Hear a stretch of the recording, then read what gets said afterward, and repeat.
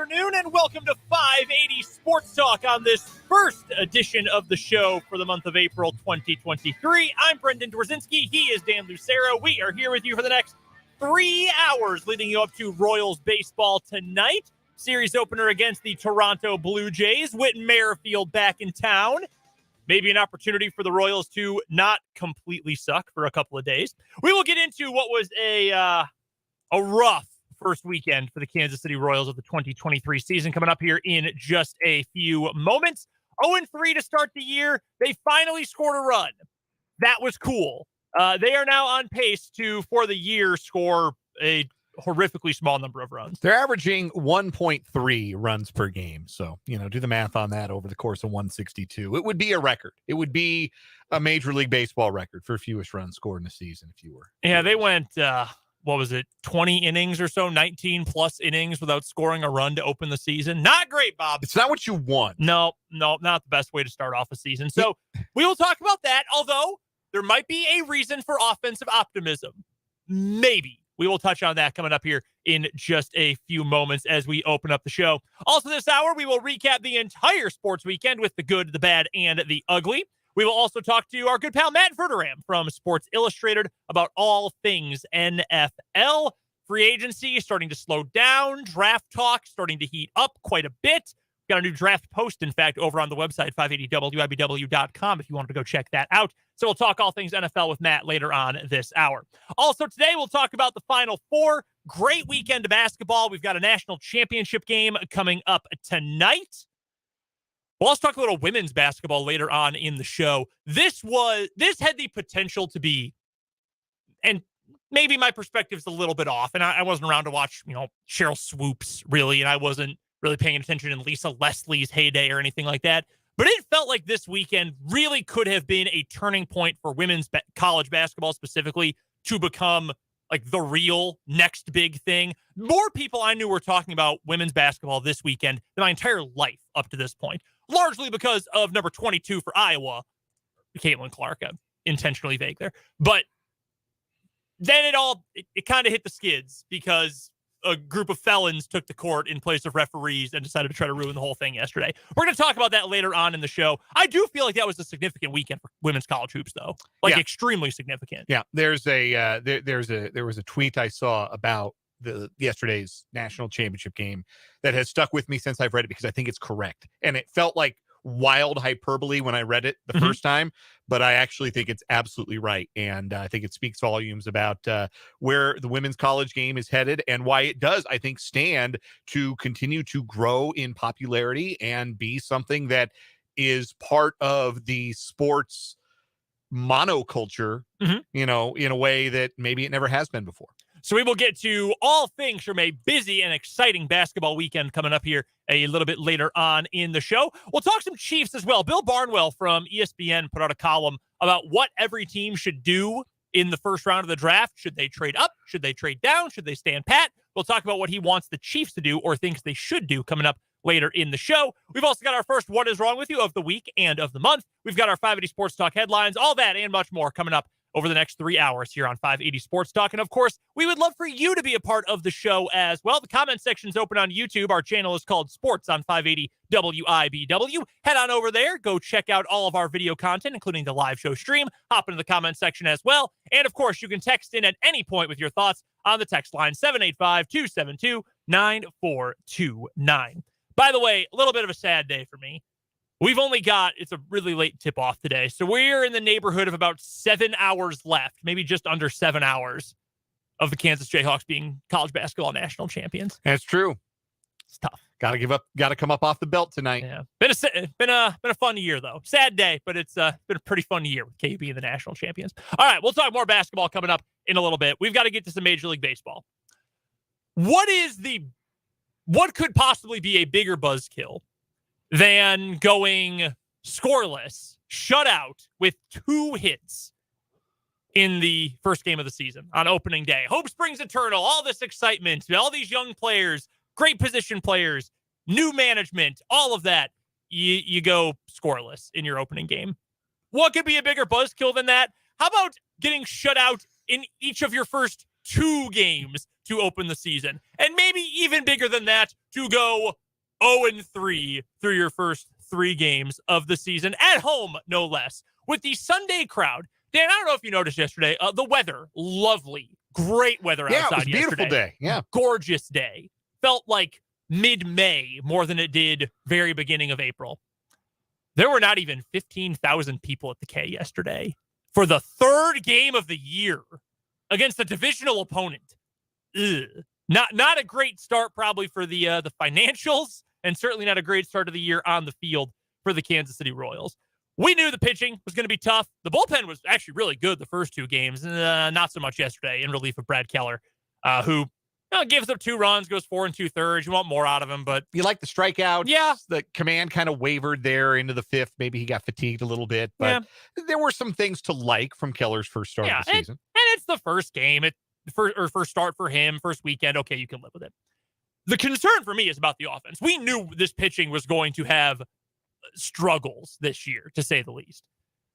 You have 12 hits through 3 games. Now, the Royals have walked quite a bit, which is nice. They had 5 walks in each of their first 2 games. They've walked 13 times in 3 games. They have more walks than hits through the first weekend of the season, which is not really a good thing because it means your bats are super quiet. It is completely outrageous to think the Kansas City Royals are walking more than they're hitting. A franchise which historically has sort of evolved beyond the need for, walking. The base on balls. Yes. Yeah, not really their thing. Not their vibe. No, and not like recently, like ever. No, never in the whole history of the team.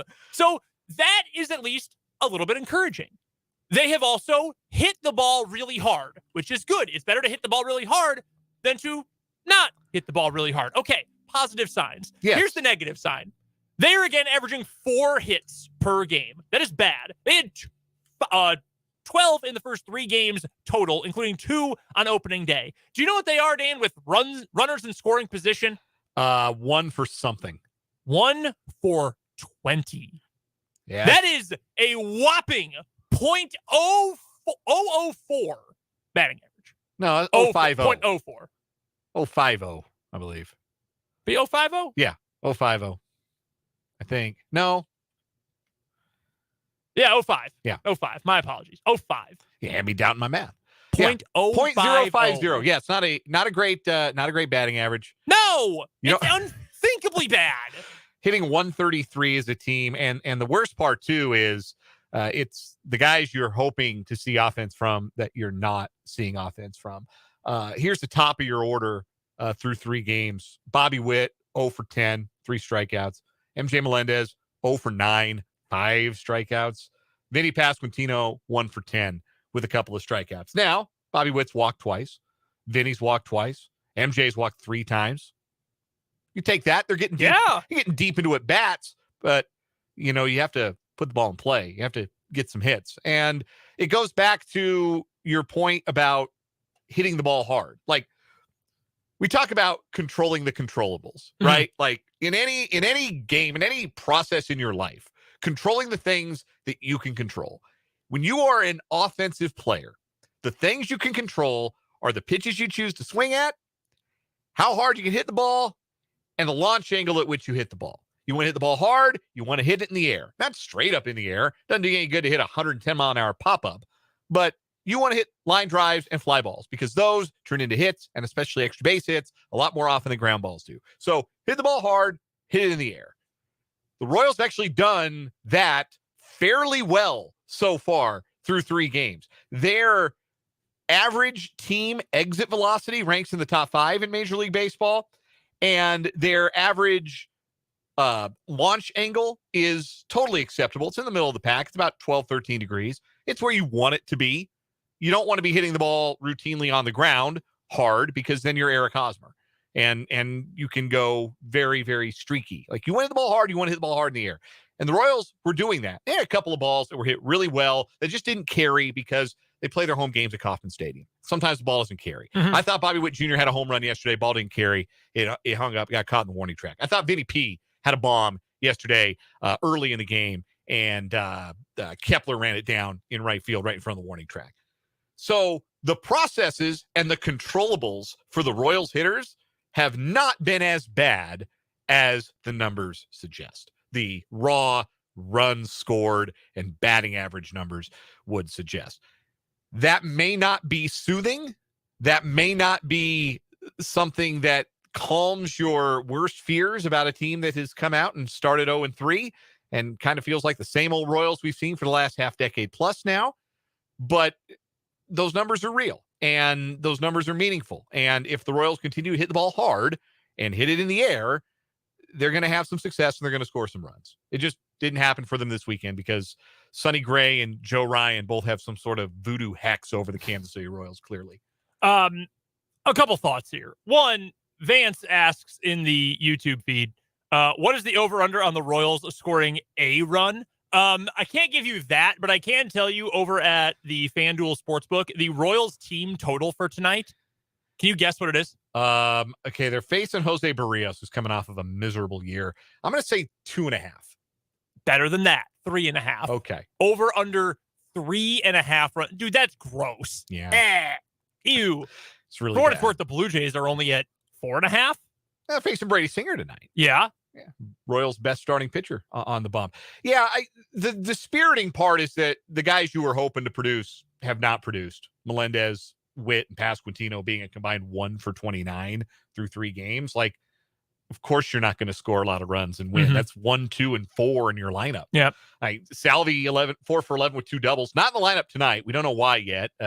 We don't presume to know that there's anything wrong specifically with Salvador Perez. This may just be they're going to get him a little rest early in the season so they don't, maybe burn him out. Matt Quatrero hasn't spoken with media yet, so once he does, we'll pass along if there's news about Salvador Perez, certainly.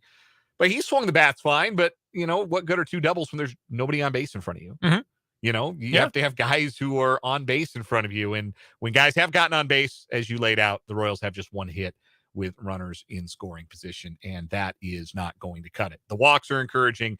The exit velocity and the launch angle both suggest that better days are ahead.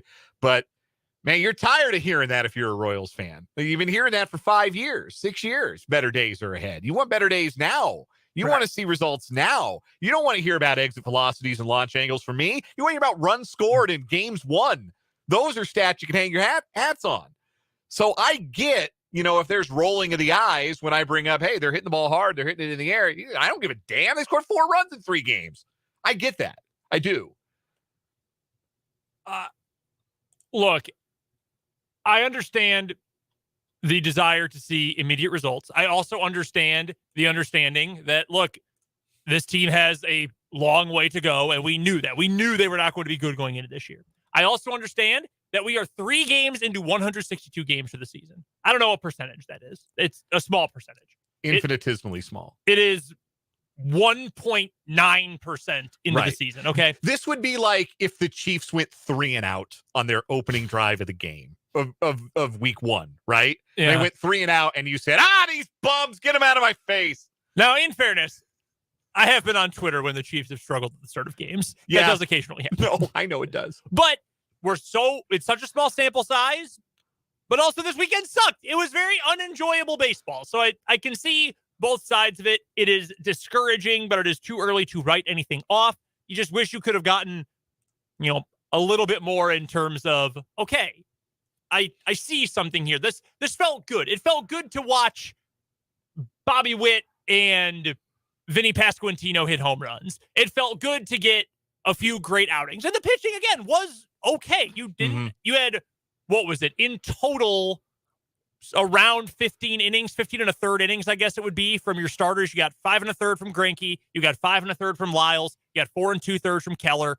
I mean, really, for this starting rotation, to me, it's can you eat innings this season? Because those guys were fine. And, the bullpen, like you said, until yesterday, mostly fine. Dylan Coleman still fighting some wildness, but I'll tell you, the most encouraging outing anybody had was Aroldis Chapman on Saturday. Yeah. He still got 103 in the bag? Holy Moses. If he's still throwing 103 miles an hour in June, the Royals are going to get a nice little goodie bag in return for the former All-Star closer, which is the idea behind bringing him in the first place. Yeah, that's the entire point, which would be nice. The Yankees are going to go get him. They're going to say, no, we want him again. Bring him on back. We can't quit him.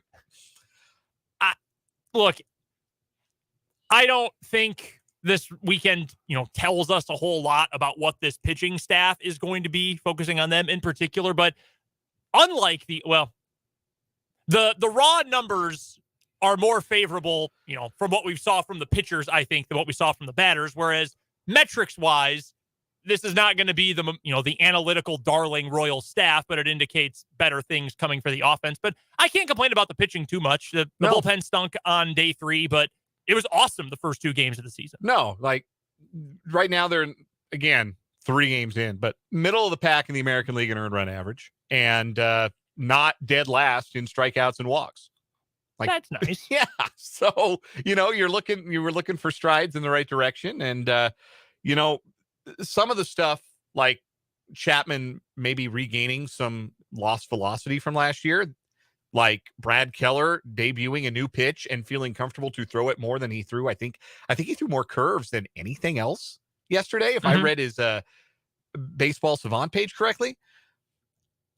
Like, that suggests to you that there's real change being promoted and accepted from this new pitching coaching staff, which is encouraging to see. You're scraping for encouraging things after you do you go 0-3 in the fashion the Royals win. Though it is hilarious to note, one texter points this out from the 785. You can hit us up, by the way, on the text line, 785-272-9429. The Royals were only 13th in the American League in runs scored. The A's and the Tigers did not cover themselves in glory. The Tigers are a godless abomination. It's bad, man. I bet on the Rays every single game of that series and just kept winning. It was very profitable. The Tigers scored 3 runs, and I believe the A's also scored 3 runs in their first 3 games this season. The Tigers have a 419 OPS as a team. Is that good? It's not good at all. No. The Royals is 494. We're not talking like they're murderer's row in comparison, but no, it was a slow start, but there were a lot of teams that started slow. The bad thing is, though, the teams that started slow, the Tigers and the A's, you expect they're going to be bad, and kind of expect the Royals are going to be too. 3 teams, all with Ryan Goins like numbers as a group to start the year. That's great. By the way, the Bard has chimed in. This is very funny on the YouTube comment section. There aren't many words. Offense is in deep slumber. Balco still open? The haiku today. That's tremendous. That's strong. I haven't heard a Balco reference in a while. That's setting the bar high for the rest of the week. That's really good. Yeah, I mean, I'd be down with some steroids at this point for this team. I'd be down. I will say it was funny. Aluminum bats? Yeah, right. We were texting as our Sports on 580 group message, and I mentioned that the Royals finally scored a run, and by getting to however many runs it was in the 6th inning, they were on pace to score like 61 for the entire year. And Dan said, what a surprise that Matt Duffy and Jackie Bradley Jr. have not accelerated the offense. And then they did. The very next inning, yeah. JBJ walks and Matt Duffy hits a 2-run yak to left center field. Go figure that, right? Hey, that's baseball sometimes. I don't know. I don't really know how much you can say definitively at this point. You just wish you had more. Yeah, you wish it had been a better showing. But, hey, they got 4 more at home this week to try and get the ship righted and turn some of that loud contact into some actual offense, some runs on the board. What did the Blue Jays do this weekend? The Blue Jays were in St. Louis and I believe gave up a lot of runs. St. Louis can really swing the bats. Yes, they can. The Blue Jays, they were 1-2, and they came out of that with a 684 team earned run average. Not great. They gave up 6 home runs. Chris Bassett responsible for 4 of those himself. The uniform matchup yesterday, though, for those 2 teams, best we're going to get all season. It was those powder blue Blue Jays throwbacks, and the Cardinals wore the ones that have the dark blue hats with the red brim and the Cardinal logo, not the STL, but the Cardinal on it. Oh, I hate the Cardinals, but man, that's the most beautiful hat in baseball. Blue Jays, 15 runs, still waiting for their first dinger as a team. Interesting. That is very interesting. Well, I'm going to guess it happens in the next 4 days. Just a thought. We've got to get to our first break here on 580 Sports Talk. We'll talk a little bit more baseball later on in the show. Don't forget to let us know your thoughts on the start of the season for the boys in blue on the text line 785-272-9429 or in the comment section on our YouTube live stream. Our channel is called Sports on 580 WIBW. Let's get to a break. We'll recap the weekend with the good, the bad, and the ugly next on 580 Sports Talk.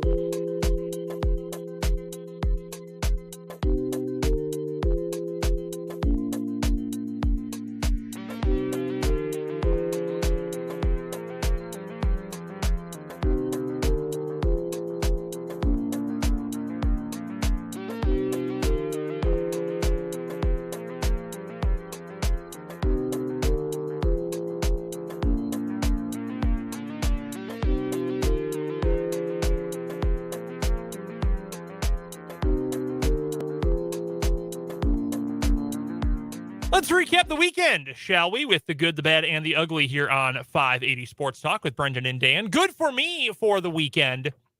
Do you know what event happened Saturday and Sunday this week? It was a 2-day event. It was a 2-day event? 2-day event. I do not. Culminating with a shocking... Oh, wait. Yep. Got it. World Championship retaining victory by... It was WrestleMania weekend. It was WrestleMania weekend. The head of the table, Roman Reigns, winning last night over Cody Rhodes in the Universal Championship match. It was one of the greatest WrestleManias of all time. 39 of them now, I believe. This is one of the 5 best of all time. It's really long. It is 4 hours over 2 days. It's 4 hours each day. It is a lot, but it is awesome. I didn't watch the whole thing live. Went back and watched some of it after the fact. Had other stuff going on, Final Four, all that. It was awesome, though. Phenomenal wrestling, great storytelling. Shane McMahon reappeared, Vince's kid, after, I think 14 months since he was last on TV. And the last time he left, Vince, before he left, and now he's back, whole thing, was like, he will never get a warm reception in this company ever again. He showed up, the crowd went nuts. Within 30 seconds, he tore his ACL. I saw he got in the ring, his knee go out with my guy, The Miz. And I believe it was he tore his ACL. He jumped over him, came down, just shredded. He falls down. They have to help him off. So they bring out Snoop Dogg, who was there. They bring him out completely impromptu. This was not scripted at all. The one thing the entire weekend that was not scripted was Shane O'Mac tearing his ACL, Snoop Dogg being pulled into the ring, and he won a match. He hit The Miz with the people's elbow. It was incredible. He knew the whole thing, the Rock's whole throw the sunglasses in the crowd, knew it by heart, and pulled it out and did it on an actual pro wrestler. I think I also know the Rock's whole people's elbow routine by heart. Those were my prime wrestling watching years. Yeah. We have a texter from the 913 that says they need a Brendan and Fulton wrestling podcast. Oh, we would do it. We would absolutely do it. Absolutely. You guys get together, get on the Sports on 580 and do instant reactions to Raw and SmackDown, and those comment sections, guarantee you, wild. Really, really wild. The people are asking. Hey, we'll do it. We will happily do it. No, it was fun though. It was a good time. It's always, I love spectacle when it comes to like combat sport. Like, I'm not a boxing guy, but I love a big boxing match. I do like wrestling, and the showcase of the Immortals paid off big time this year. So 2 things that I want to highlight that were good. Number 1, first trip out to the driving range this year. All got right. the clubs out, went to the driving range, took my wife. We went and we hit balls on Sunday morning out at Cypress Ridge, and had a great time. And I did not injure myself. All right. Unfortunately, all that time on the couch playing PGA 2K23 has somehow not made me better at golf. I'm mystified as to why I can pour in putts from anywhere on a video game, but in real life, I can't do it. I just roll 3-footers just right off the left edge every single time. Mystifying to me. I really thought video game golf would make me a better real life golfer. I'm being sarcastic. I want people to know that I'm being sarcastic. I do not have a bad. I have a second good I would like to get to, though. I do have an ugly, though. Oh, yeah. My second good. Yes. Record crowd at the Kansas City Current match on Saturday. 11,000 plus to see the Current take on the Portland Thorns in a match that was actually broadcast live on CBS national TV. My wife was there with some friends, said she had a great time. Unfortunately, the Current had no answer for league MVP Sophie Smith, who had a hat trick as the Thorns won 4-1. Casey Current getting some injured players back. They're not quite up and running yet, not quite up at full speed yet, but still great crowd for that. Then 11,000 plus at Allen Fieldhouse same afternoon to see KU win the women's NIT with a hard-fought victory over Columbia. 16,000 at the Royals game on Saturday, 11,000 plus at 2 major women's sporting events in the same area that same day. Pretty cool weekend for women's sports in the area. Yeah, people care about winners. I think that's really what that tells us. People want to see the big game. Yeah, like people love a big game, an event, and the fact that an event can be a women's basketball or a women's soccer game. It's the big game, you know, and people want to go be a part of it. Yeah, that was the second part of my good, is that the KU women, the first team out of the field for the NCAA tournament this year, they absolutely belonged in. Instead, they just go on a tear through the women's NIT. The hardest fought game was Columbia. They still won that game by multiple possessions. Really, really cool run by Brandon Schneider's group. That was a really easy team to root for. Really fun group of girls on that team. Group of women, excuse me. Yeah, that was awesome. And over 11,000 people who showed up for it. Really, really cool event for KU basketball. My bad. Franmil Reyes, 0 for 6 with 5 strikeouts over the weekend. Not great. He's never going to see a fastball again, man. I don't know if he recognized a slider or what the deal is. Like, in theory, I love Franmil Reyes. Seems like an altogether good character. But got to hit a slider, man. Yeah. Or they're not going to roster you very long. My ugly. The women's national championship game yesterday, women's Division I national championship game, what should have been one of the most important moments possibly in the history of women's college basketball, ended up being predominantly about really crappy discussion about classiness, which, as veterans of the classy argument, because that's like 99% of what KU and K-State fans yell at each other about. Oh, wow, so classy. No class. That ended up being all of the post-game discussion about the women's championship, which sucks. Whatever you feel about it, it just sucks to make the game about that. And the second biggest storyline is that it was possibly the worst officiated basketball game of the 21st century. It was an abomination. Yeah, I have a broader point about that whole classlessness thing we'll get to in the 5 o'clock hour when we get back to this discussion. But the officials all should be tried at The Hague for their crimes. It was an abomination unto the sport of basketball. Those 3 officials should never. I wouldn't hire them to work a high school basketball game. No, absolutely They not. were appallingly bad. Had no command of the game. it seemed like they were in fear of the game getting out of control from the very start. Yep. And they were absolutely terrified of Kim Mulkey, which, yeah. fair. I get it. I would be too, but I'm not a referee. Right. Unbelievable. Was that your ugly? Yes. Unbelievable. We've got to get to a timeout. Matt Verderame of Sports Illustrated will hop on next on 580 Sports Talk.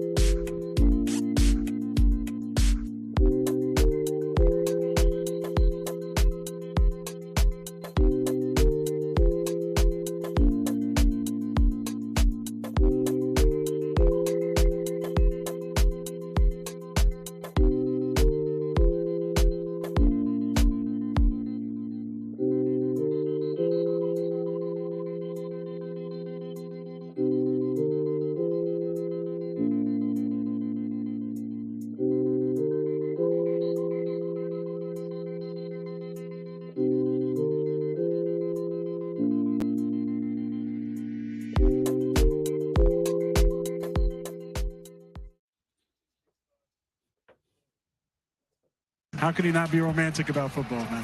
Matt Verderame is our guest. He covers the NFL for Sports Illustrated. You can find him on Twitter at Matt Verderame, and he joins us every Monday, bottom of the 3 o'clock hour, to talk all things NFL here on 580 Sports Talk. Matt, I've got a non-football question to lead off, though. Saw on Twitter, I think it was yesterday, maybe it was on Saturday, got to take your daughter to her first hockey game. How was that? It was fun. That was fun. I'm a Devils fan, and I guess by extension, so is she.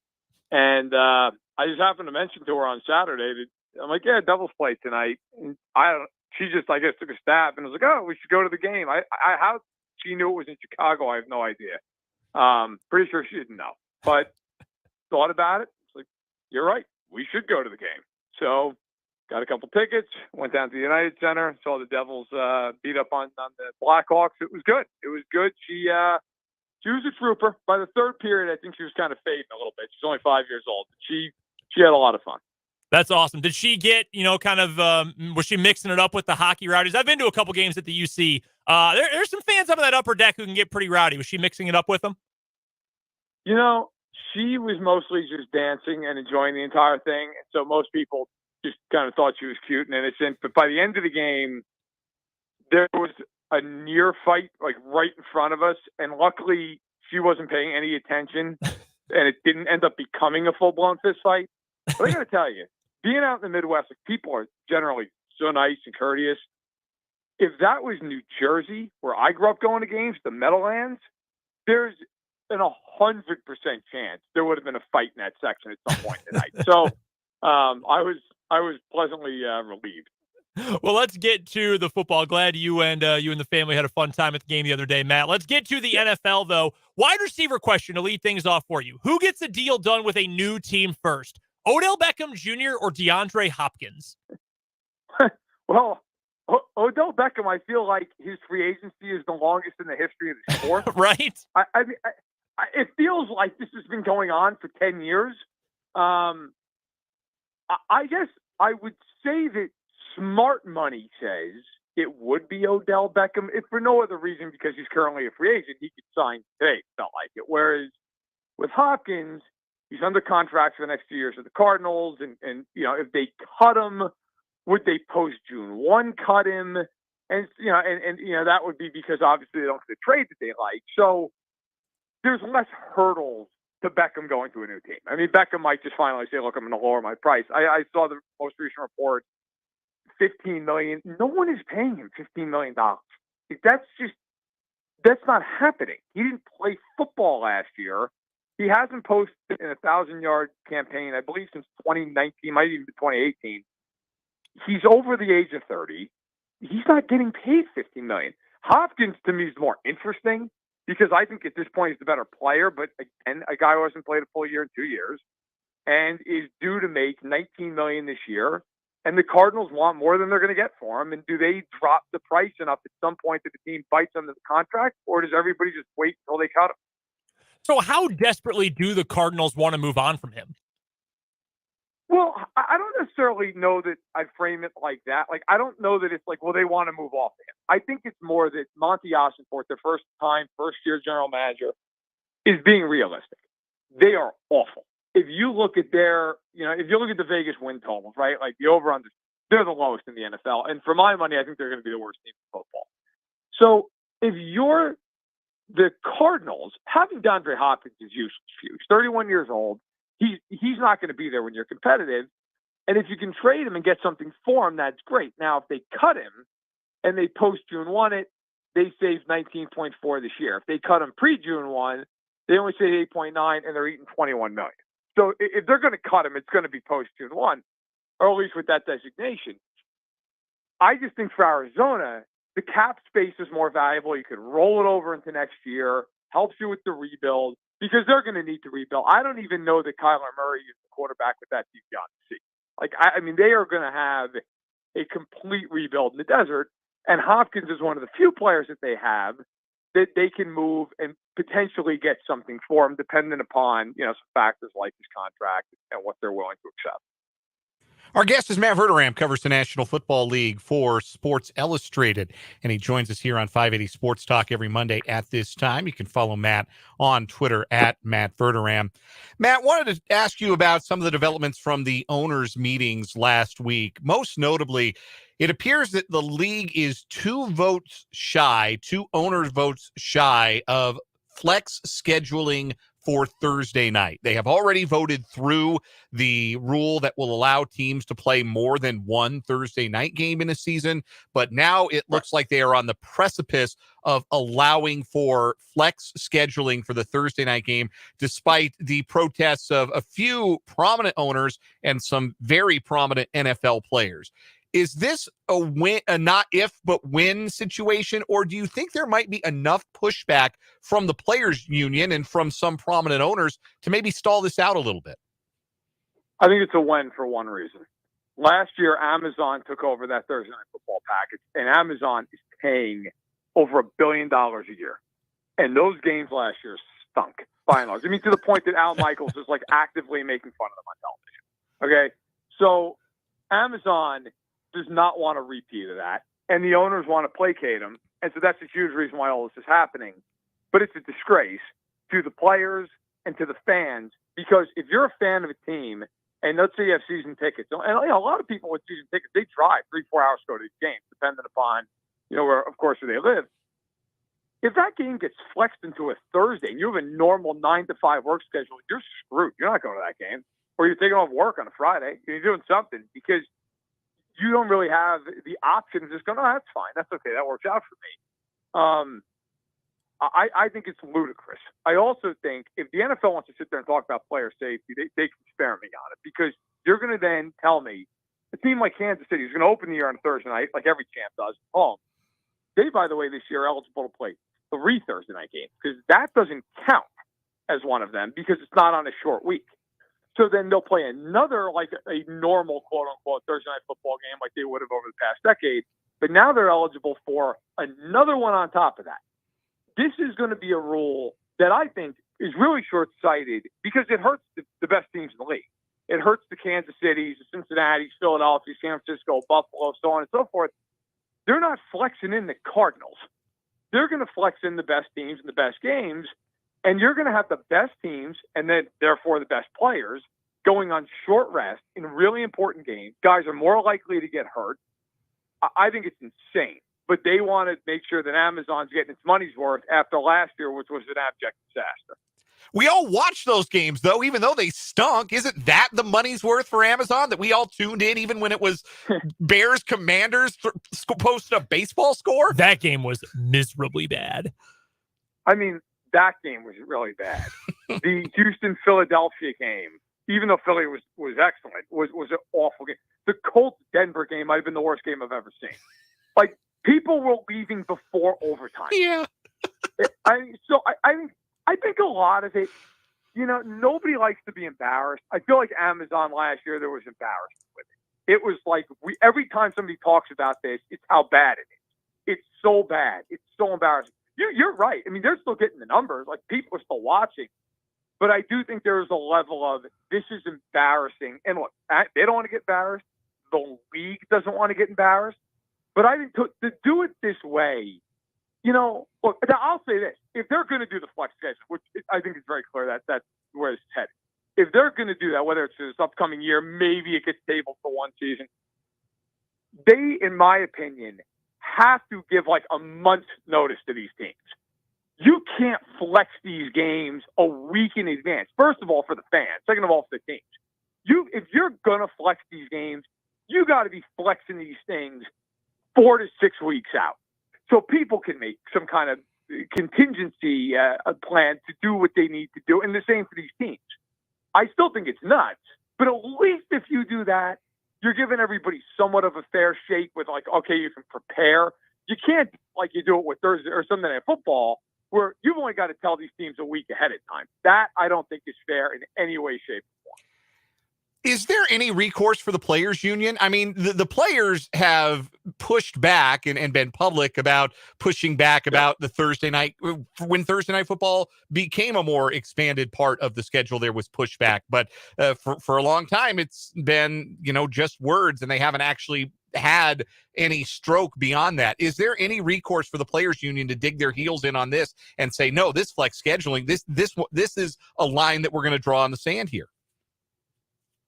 They can't in terms of the CBA, to my understanding. Now, they could just cause a ruckus. They could stomp their feet and say, we're gonna walk out. But the problem is they realistically are not going to do that. The NFLPA has one problem that hurts every single one of their causes. Guys don't want to sit out because their careers are so short in the NFL. People always think of Mahomes and Rodgers. Those guys are outliers to the hilt.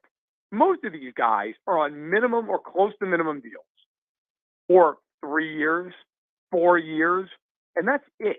And you're just hoping to get a pension. Got to play, I think it's 4 years to get a pension. You're just trying to get to that level. Now, obviously, if you're good enough player, you might get a second, even a third contract. But most of those guys don't. Most guys are one contract, maybe two, and it's usually short term, maybe a year, maybe it's 2 years, and then you're out. And that's why you hear a lot of players complain about the franchise tag.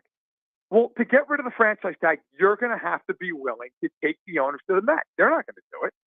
I sat in an NFLPA conference a couple of years ago at a Super Bowl. I remember they talked about, it was, hey, look, if we're going to be locked out or go on a strike, It's all about trying to save your Madden money, like money that the players get for using their likeness essentially in Madden. It's like $17,000 a year per player. Like nobody's living off that. Beyond, it's some of this stuff I think is hard to explain in a 2-minute snippet. But the reality is, these guys, like when the next CBA comes up, they're not going to change anything, not anything significant, because nobody wants to miss what could be a quarter of their career. And that's the problem they always face. Chatting with Matt Verderame from Sports Illustrated here on 580 Sports Talk. You can find him on Twitter at Matt Verderame. He joins us every week, Mondays at the bottom of the 3 o'clock hour here on the show to talk all things NFL. Matt, with the draft approaching, we have reached draft month. I believe it's now 25 days until the first round on April 28th. What do you think is the likelihood the Chiefs move up from pick 31?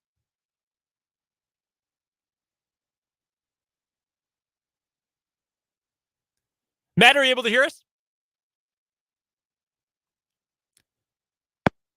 And I believe that click indicates that we may have lost Matt. I think we did. We're down near the end of the segment anyway. Matt Verderame from Sports Illustrated, our guest, joins us every Monday to talk all things NFL with us here on the show. We're almost to the end of the hour, so that's all right. We'll say our goodbyes to Matt. I am curious about that. We're actually going to talk about that coming up in the 4 o'clock hour today, about the Chiefs and whether or not they're going to move up, if they should move up or not. The flex scheduling to Thursday nights, universally a bit like that's a horrible idea. There's no reason to do that other than to make money. Like that's the only reason why. It's not really good for fans. It's not really good for players. Doesn't make a whole lot of sense one bit. But no, Matt's entirely right. There are so many issues with holding out and all of that you're not going to risk that much of your career. We do have Matt back on the phone here real quick. Matt, sorry about the technical difficulties. I just had one Chiefs question for you. They're picking 31st in the draft coming up in just 25 days. What do you think is the likelihood that Brett Veach gets aggressive again and decides to move up in the first round? I think fairly likely. I mean, look, if you said to me, what would you bet on more? Did they move up or did they move back? I'd say up. Now, they could sit at 31 dependent upon the board, of course, but they have a lot of draft capital, and they don't have a lot of needs being the Super Bowl champions. So I think there's an opportunity. Now, I think it is, too, how does the board fall to them? If they're going to go with a receiver and receivers are getting pushed back as our teams are taking tackles and corners, then I think they might just sit there unless there's one guy they just really love. But it's an interesting class with those receivers because I don't think anybody's going to the top 10. But you still might get 5 guys or so go in the first round. So if you're Veach, is there a guy you really love? We saw them move up last year from McDuffie. Obviously, that worked out. I think there's a reasonable chance they do it because they have the ammunition, and I don't think they're going to be using all those picks in this draft. Matt Verderame covers the entire NFL for Sports Illustrated. He joins us every Monday on the show to talk all about the National Football League. Go find his work at SI. You can also go find him on Twitter at Matt Verderame. Matt, as always, we appreciate the time. We will talk to you next week. Thanks, guys. Take care. That is Matt Verderame from Sports Illustrated. Glad we got that last question in. Yeah, I didn't want to leave him hanging on the on that last question. No, that usually doesn't happen. I was very surprised. We had our light on the phone was still turned on. And yeah. Yeah. Was that question insulting? I wasn't sure. Yeah, I don't know. What did I do? I don't know if the gremlins were on our end or his, but no, glad we were able to finish things off with Matt. Appreciate him coming on every Monday with us. Have you ever asked a question to someone on the phone or in person doing an interview when you got a look or a response or an attitude that made you think, wow, they hated that? So I used to cover Nebraska football when Bo Pelini was the head coach. And he had a way of answering every question like that. Yeah, that's fair. That's like a cheat code answer. Yeah. Yes, Bo Pelini. For the record, I'm not saying that's what Matt did. We had the phone. There's just a call drop. No, I don't remember the question I asked Bo Pelini one time, but he started his answer with, well, I think it's pretty obvious that, and my heart went into my feet. I was much younger then. I think I'm better at my job now, but I guess that's for y'all to decide. Man, I feel that last part of it for sure. We've got to get to a timeout here for the national and local news. We'll talk about the Final Four and tonight's national championship game coming up to lead off the 4 o'clock hour of 580 Sports Talk.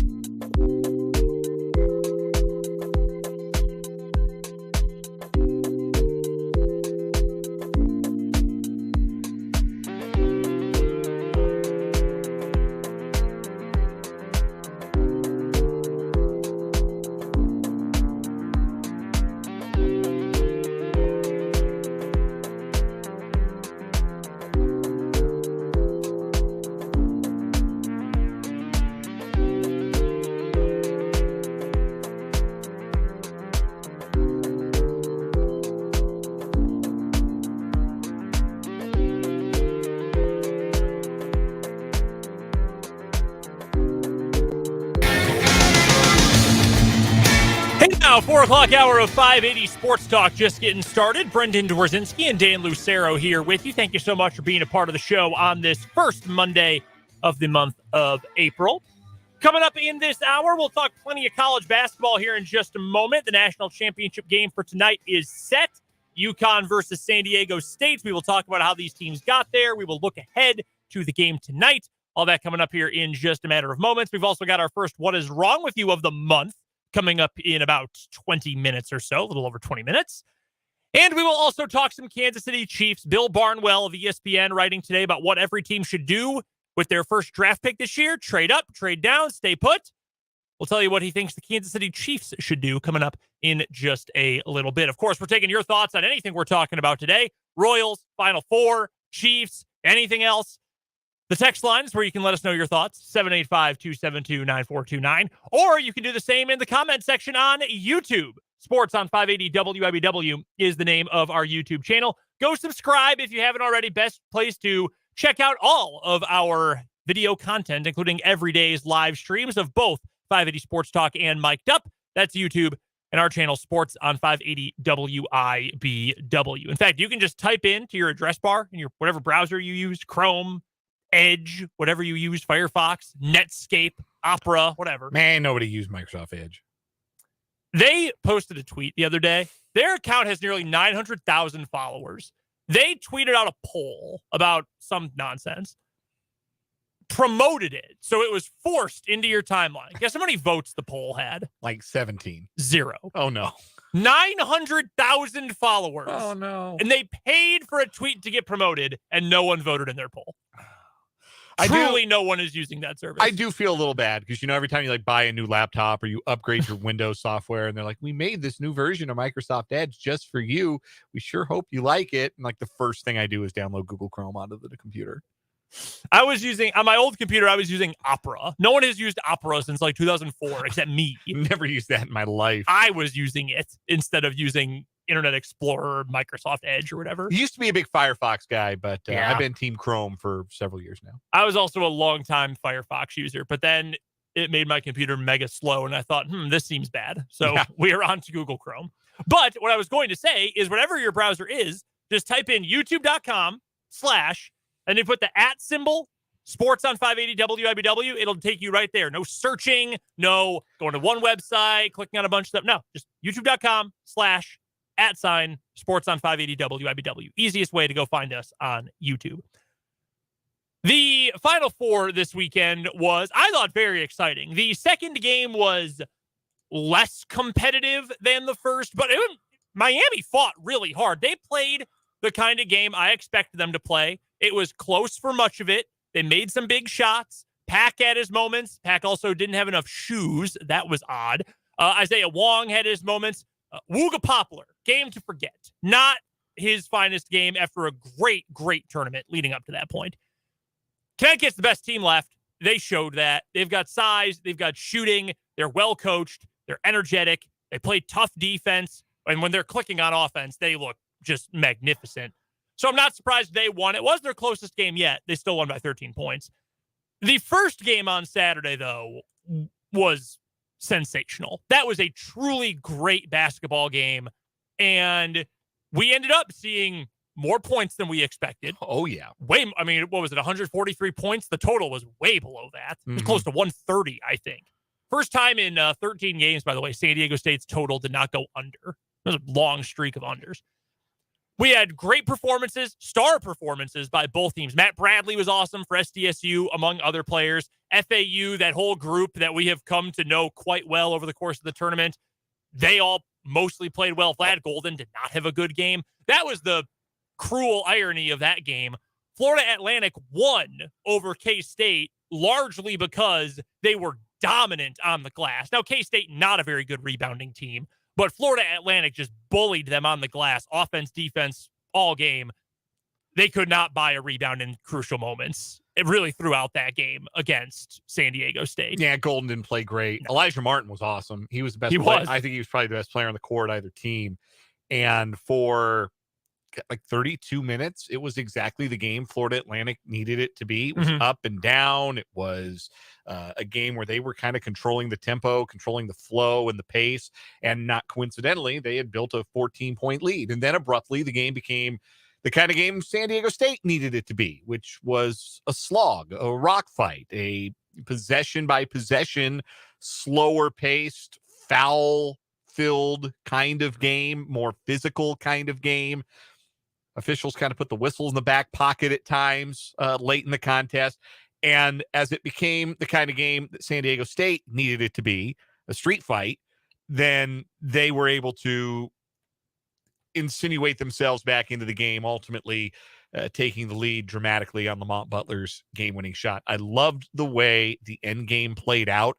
At first, I hated it because I thought San Diego State was making a huge mistake playing it And out not calling the timeout. with only a the 6-second differential between shot and game clock on that last Florida Atlantic possession. Uh-huh. I thought that's not enough time to play this out. Like in a 1-point game, I think you're taking a big chance because if Florida Atlantic shoots a 3 and they make it, the game is over. Mhm. You have no chance.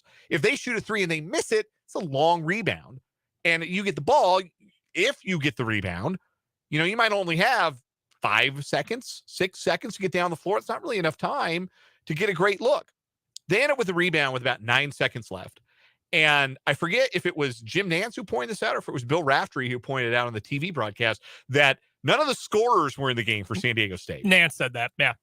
They had taken a lot of their really good offensive options out of the game, so they didn't have their scoring lineup on the floor. And I think a lot of times the coach will call a timeout once you get across midcourt, sub in your scorers, draw up a play, try to win the game.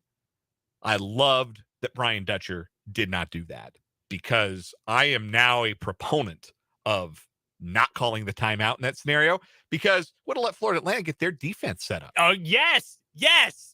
100%. And that is way more valuable to be able to attack and freelance and do something that the defense can't prepare for in those moments. Even if they didn't have, I don't think Matt Bradley was on the floor. I don't know who else wasn't on the floor for them in that moment, but Lamont Butler was on the floor and he'd hit a game-winning shot in that same circumstance.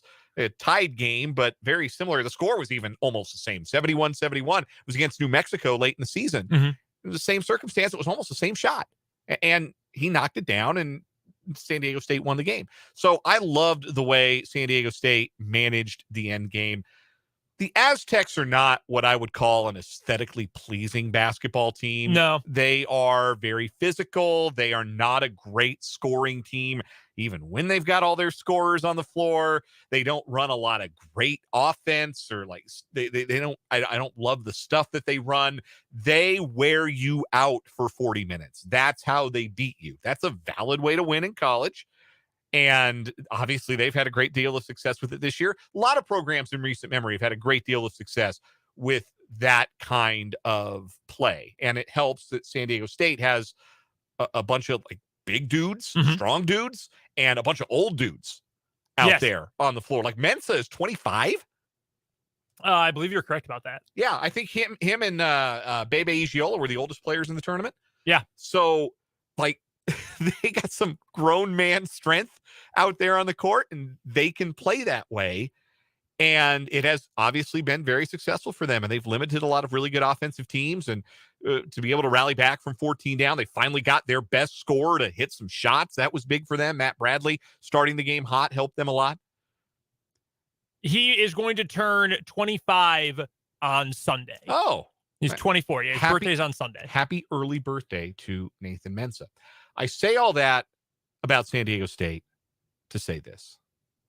They are going to get crushed tonight. Crushed. Okay. A couple thoughts here on San Diego State real fast. One, we talk about how depth is overrated when you get to the tournament. I think San Diego State is a great exception to that. They played 9 players, all of whom played at least 12 minutes in that game for San Diego State. They had 7 dudes who played 20-plus minutes and only 1 guy who played more than 30. That was Matt Bradley, their best player. That kind of depth, when you do have size and length and physicality and you're wearing the other team out, that's great for you because nobody is getting super exhausted. That's tough on the other team by the same token. Like, dang, I thought I just saw this dude. No, it's another dude wearing a different number, but they play the exact same kind of basketball. So I think for SDSU, having that depth kind of helps. Although, to be fair, the same thing can be said about UConn. You bring Donovan Clingan in off the bench. That young man is 7'2" and a freshman, and he can move. I saw someone post, I need to go back and find who this was, on Saturday night. You know who his per 40-minute numbers are almost identical to from a fellow freshman year? He's only a freshman. Mm-hmm. Almost identical per 40 minutes to another center currently playing in college basketball. Try the National Player of the Year. Almost identical stats per 40 minutes to Zach Edey. Huh. That dude is coming off the bench. Yeah, and I'm looking at the box score from Saturday, and it says he only played 13 minutes and scored 4 points and had 6 rebounds. Didn't he feel way more impactful than that? Yes, way more impactful. It felt like they were calling out his name every single time UConn touched the ball on the CBS broadcast.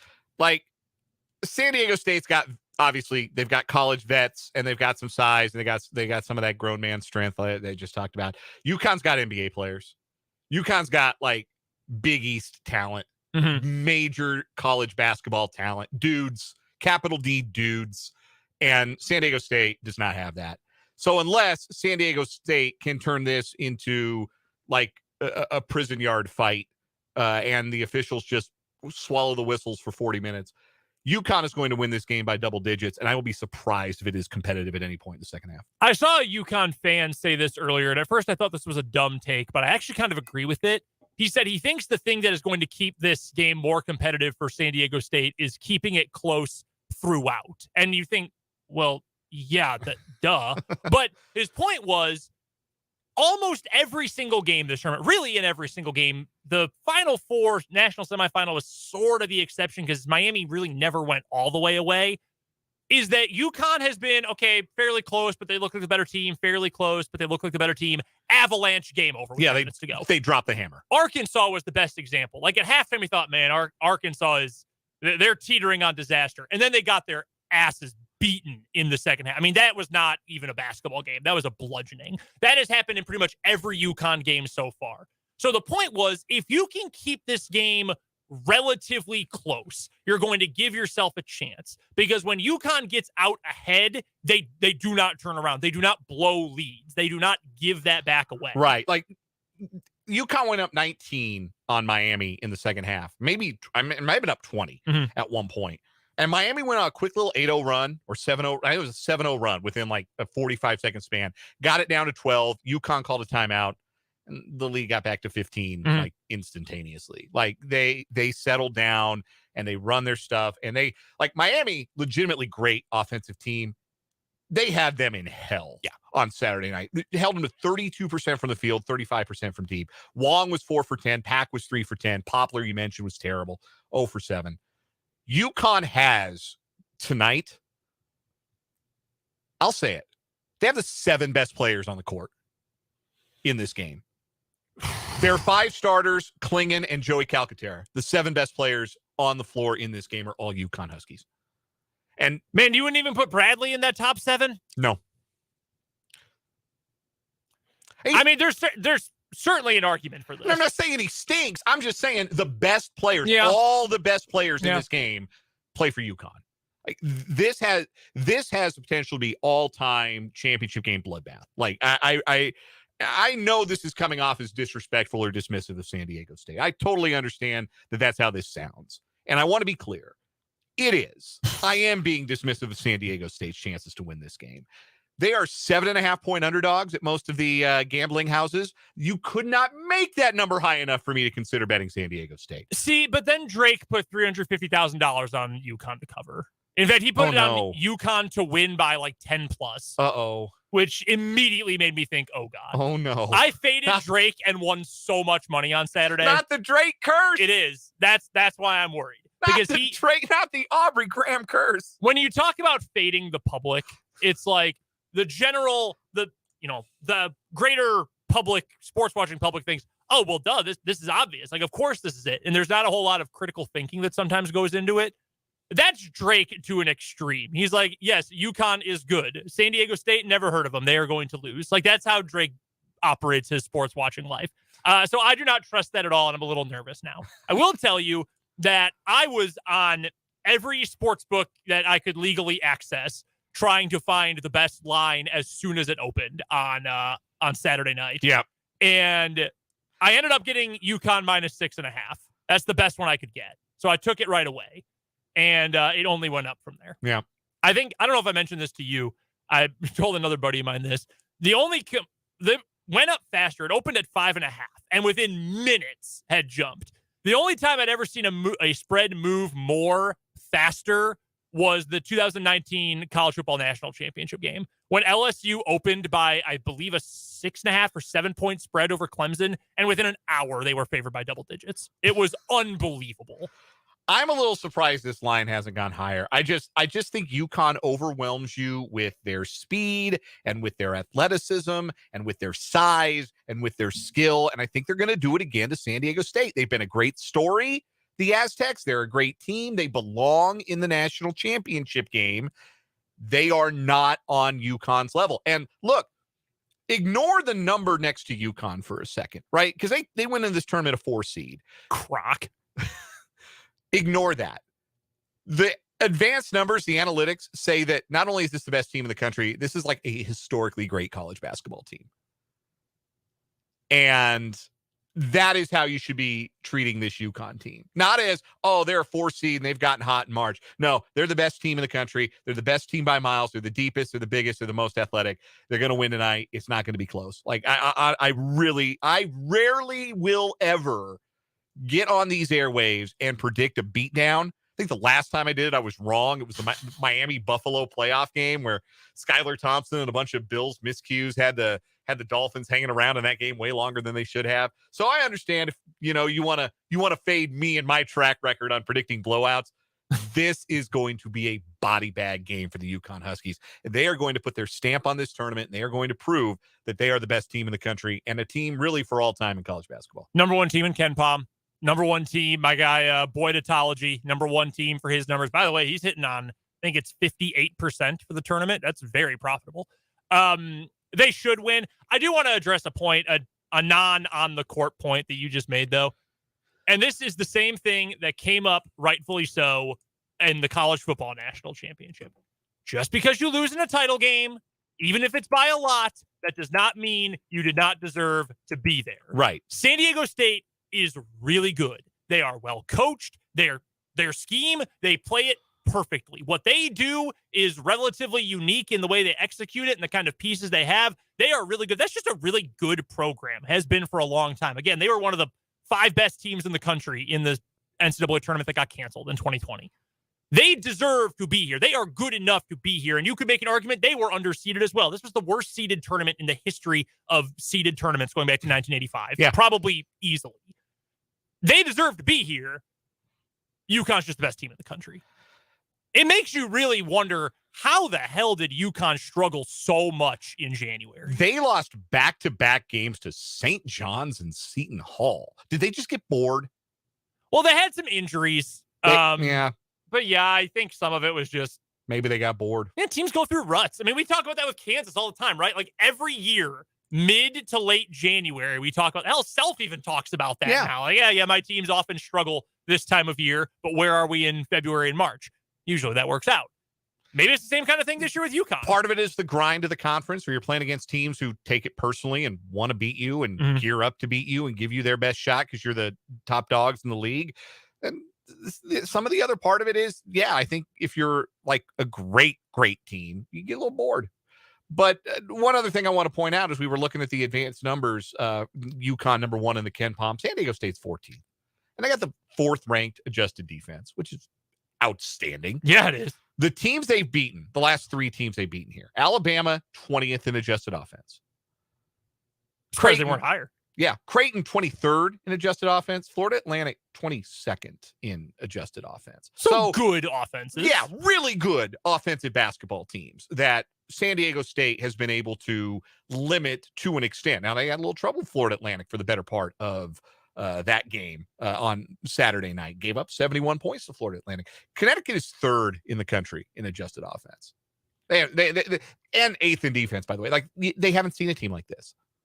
So to me, that says if San Diego State is going to pull the upset, it will take more than they just need to play their game really well. That means like UConn's got to go 1 for 12 shooting threes. Yes, like barring something remarkably out of character in the 3-point line is obviously the great equalizer, right? And that's like if San Diego State shoots 50% from 3 again, and UConn goes 2 for 21 from deep, and maybe we end up with a competitive basketball game. Barring that, this is UConn's night. They're going to put on a show, and that's going to be their 5th title since 1999. And nobody else has won more than 3 in that time frame. Is that right? I believe you're correct. I know no one has that many. No one even has 4 in that time frame. KU's got 2. Duke's got 3. You North Carolina got 4 in that time frame. North Carolina 05, had, and then the 09, 17. Was there another one in there? Yeah, because No. Roy won. Yeah, Roy was 17. So yeah, they won 3. Yeah, and then all Roy. They got their 3, and Florida got theirs back to back, and Villanova got 2, but 5 titles in a 24-year span for a program that wasn't really nationally relevant until the mid to late 80s. That's pretty crazy. Yeah. That's incredible. By the way, we'll get to this more in headlines because we've got a couple big names in the transfer portal. Can I interest you in the best mid-major player in the country going to the portal? I just saw that. Max Asmus from Oral Roberts is in the portal. Obviously, small school, third-team All-American or honorable mention All-American. Should have been even higher. One of the best players in the country at the mid-major level. There are going to be a lot of high-major programs after him. Do you think maybe he wants to go follow his coach? To Wichita State? I wouldn't think so, but I think Max Asmus can aim a little higher than Wichita State. I think he should, for sure. But I also thought, what's his name? Ace Baldwin at VCU could have certainly gone to a better program than Penn State, but he just wanted to follow his coach. Portal's wild, man. Mm-hmm. It's crazy. LJ Cryer is in. We'll get to all this in headlines, but yeah, big day for college basketball. Let's get to a timeout. We've got What Is Wrong With You coming up next on 580 Sports Talk.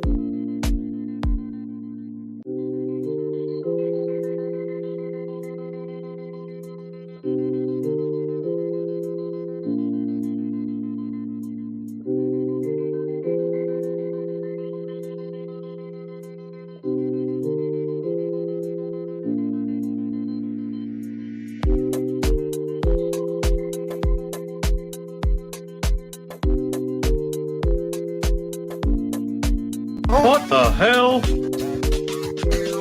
It's time for the first What Is Wrong With You of the week and the first What Is Wrong With You of the month of April here on 580 Sports Talk. Brought to you by Top City Metal Supply. Top City Metal cuts the metal you need to your specifications, saving time, money, and material. Never settle when it comes to metal. That's Top City Metal Supply on South Topeka Boulevard, halfway between Frito-Lay and Forbes Field. And our good friends at Top City Metal Supply had a whale of a week of March to send out that month. Had a fun championship show on Friday, and now it's time to get things going with 2 news stories. I'll go first today, Dan. We are headed to Southern California. Have you ever heard of the Wonderland Music Festival? I have not. Neither had I, actually. It's an electronic dance music festival, a lot of EDM, big into the EDM scene. I am not, no. There's a couple, I can get down with some electronic music, but not super into that scene. Well, a suspect who allegedly was involved in the theft of several cell phones from attendees who were attending that music festival was arrested in Rancho Cucamonga, California, according to the San Bernardino County Sheriff's Department. Back on March 26th at 2:45 p.m., Deputy Alan Smith from that police department responded to the report of a reckless driver. While conducting an area check, Smith observed the reported vehicle pulling out of an apartment complex on Vineyard Avenue.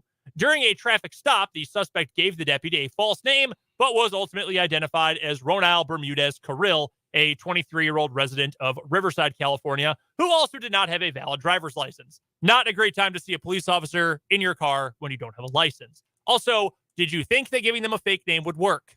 You would eventually have to give them some form of identification. Right. During an inventory search of the vehicle prior to being towed, Smith located 2 substantially heavy backpacks inside the vehicle that contained many cell phones. Through investigation, it was discovered that the phones were stolen. Carril was booked into the West Valley Detention Center on a charge of receiving known stolen property with bail set at $30,000. When the phones were transported to the police station for safekeeping, the sheriff's department received several phone calls from victims who claimed they tracked their phones to the Rancho Cucamonga Police Department. Through investigation, it was determined that all the victims had all attended the Wonderland event in San Bernardino over the weekend. They just used Find My iPhone and knew exactly where they were. So you just rolled through picking people's pockets or stealing out of their bags. It's wild to think that any concert goer would have let their phone out of their sight, because all I know of concerts now are people just standing there and holding their phones so we can get their very necessary video of them standing 500 yards away from Diplo's set and put it on their Snapchat for everyone to enjoy. I nearly got in a fight at a concert in Lawrence in December when there was this couple in front of us who would not put their phone down. Like, the concert's actually going on. You might enjoy it more if you actually watched it instead of watching it through your phone screen. I nearly got in a fight. Because the people you're sharing it with don't care to experience a concert in that way. No!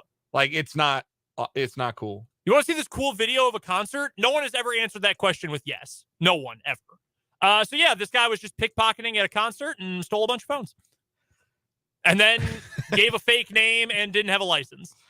Bad move. And didn't even hide the evidence. It would have been wild if somebody on the Find My iPhone had actually tracked down the guy before the cops did. Yeah, that would have been a great story. Yeah. No worries, officers. I have this handled. I found my iPhone. Did it myself. For my story today, we go to Columbus, Ohio. Yes, Ohio, the Florida of the upper Midwest, where 2 suspects are accused of robbery after they allegedly became enraged over their order at a Chipotle in the Brewery District. On Tuesday, March 28th, Columbus police responded to reports of a robbery. There, 2 customers reportedly became enraged over an order in which they demanded more cheese. The suspects cornered one employee and ripped off her hat, then engaged in a fight when other employees came to the first employee's aid. One of the suspects pulled out a gun, while the other suspect repeatedly said, quote, "Shoot them." They then damaged the restaurant by throwing chairs and trash cans. On their way out of the restaurant, one of the suspects took somebody's cell phone. That's a theme today. The suspect left the scene without receiving extra cheese. Haha. No, I that's not my joke. No, that's in the story. That is in the story. Come on, NBC4i. Come on. So yeah, they tore up Chipotle because they didn't get extra cheese. This is what happens when you don't tell your kids no sometimes. Come on, man. Pulled out a gun over extra cheese. I don't know, man. Yeah, I'm kind of at a loss. But I'm a light cheese guy on my orders at Chipotle. Me too. I always say light cheese. Yeah. Otherwise, it's not like bad cheese, but it's also not great cheese. Light cheese, light sour cream. Everybody's got the Chipotle order, right? Even people that don't go to Chipotle like all the time. Mm-hmm. Like I got an old friend that I used to work with in Wichita who goes to Chipotle like once every 3 days. I know this because when we worked together, we would go to Chipotle together probably once every like other day at that point in our lives. But so everybody's got like the Chipotle order. Uh-huh. Chicken burrito, white rice, black beans, pico, light cheese, light sour cream, and a bag of chips with some guac. That's the Chipotle order. I've never been so upset. Like I've watched them make my order before. I've also done like the call in and the pickup of the order before, but I just can't imagine getting so upset over extra cheese or extra anything that you got to like, will you pull the gun out? That's ridiculous, man. Mine, by the way, double chicken burrito, white rice, occasionally we'll flip it to brown, pico, cheese, lettuce. It's very, very basic. No beans. Order. No beans. Not you don't want to hang out with me after I have beans. Okay. I no one wants to be around me after that happens. That's really for the protection of others more than anything else. That's fair. No, and I'm sure there are others who may say the same about me. They're good for your heart. Hey, there you go. They also have a rhyme. How many other foods have their own rhyme? Yeah. That also involves tooting. Well, okay. Question for you. Okay, clearly, you have heard the nursery rhyme. Yes, one way, but I have heard other people hear it a different way. So, what is it? Is it beans, the musical fruit, or beans, they're good for your heart? Which one is it? I've heard the fruit one. Yes, I am also familiar as well with the musical fruit version of it. But I maybe it's a regional thing. Maybe. I don't know. Some people have heard it. Beans are good for your heart. No, that's a new one. Anybody fill us in? We need to know on the text line 785-272-9429. If you have ever heard the song about beans, the better you feel, so eat your beans with every meal. Have you heard it as the musical fruit, or have you heard it as they're good for your heart? That's weird. I've never heard that one before. Huh. That's got to be regional. I guess. I don't remember where I heard they're good for your heart from. No, I have no idea. Can we still do polls on Twitter? Has Elon taken that away from us? No, I think we still have that for now. I think we still have polls. Okay, we might have to put a poll up on the Twitter. Let's throw it up. Real quick, who's your vote for today? Ty goes to Gunplay on this one. They're both really good stories, but I'm going to go with the people who completely overreacted at Chipotle. Yeah, Ty goes to the whack jobs who tore up a Chipotle. For me, that's an easy pick today. That gets our win for today. It'll advance on to tomorrow's edition of What Is Wrong With You. We need to get to a break. When we come back, the Chiefs with pick number 31. Better idea to stand pat, trade out of the first round, or maybe move up a little bit. We'll talk about that next on 580 Sports Talk.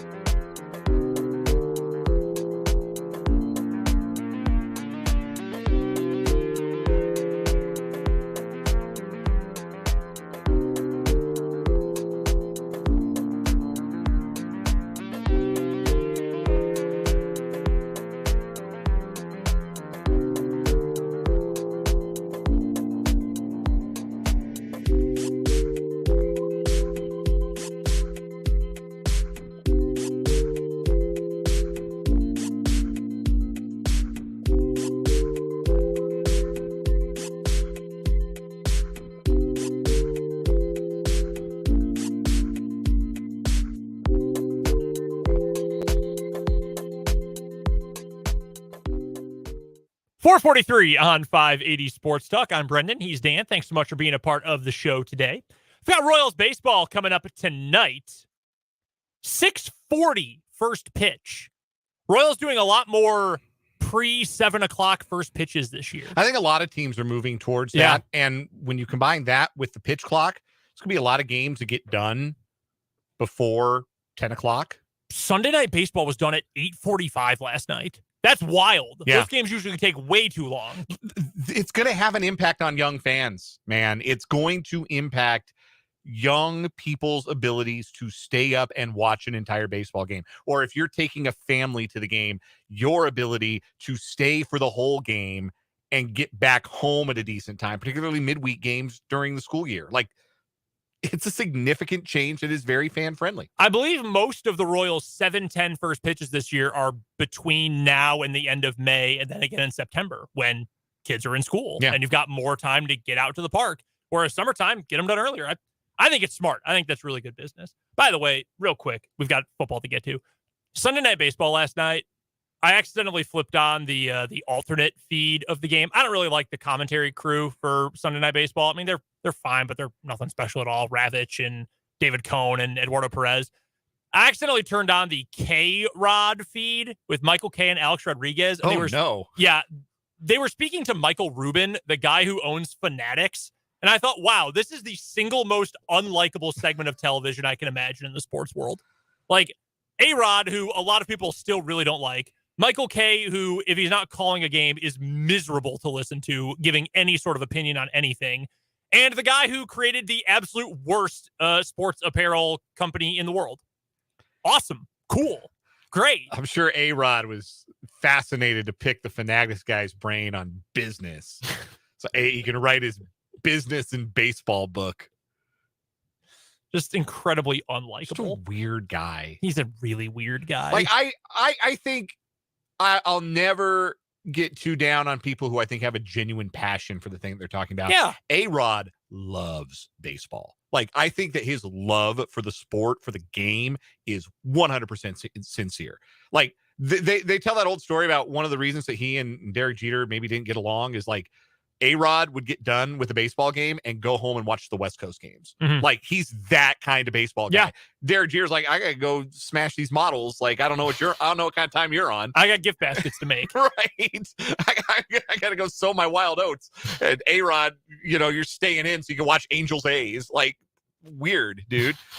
But that's the difference between those guys. And so I think that A-Rod's love of baseball is sincere, but he's just such a weird dude that it doesn't really come across authentically, like on a broadcast. I don't know. It hasn't worked out. I thought he'd be a decent broadcaster. I just don't think he's human enough to be a decent broadcaster. No, he's really not.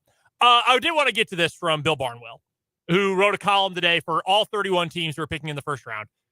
Should you trade up with your first round pick? Should you trade back? Should you stand pat? And I teased this going into the commercial break. We've already got a comment on YouTube from Vance who says, I might be off my rocker. Let me tell you, Vance, you're not.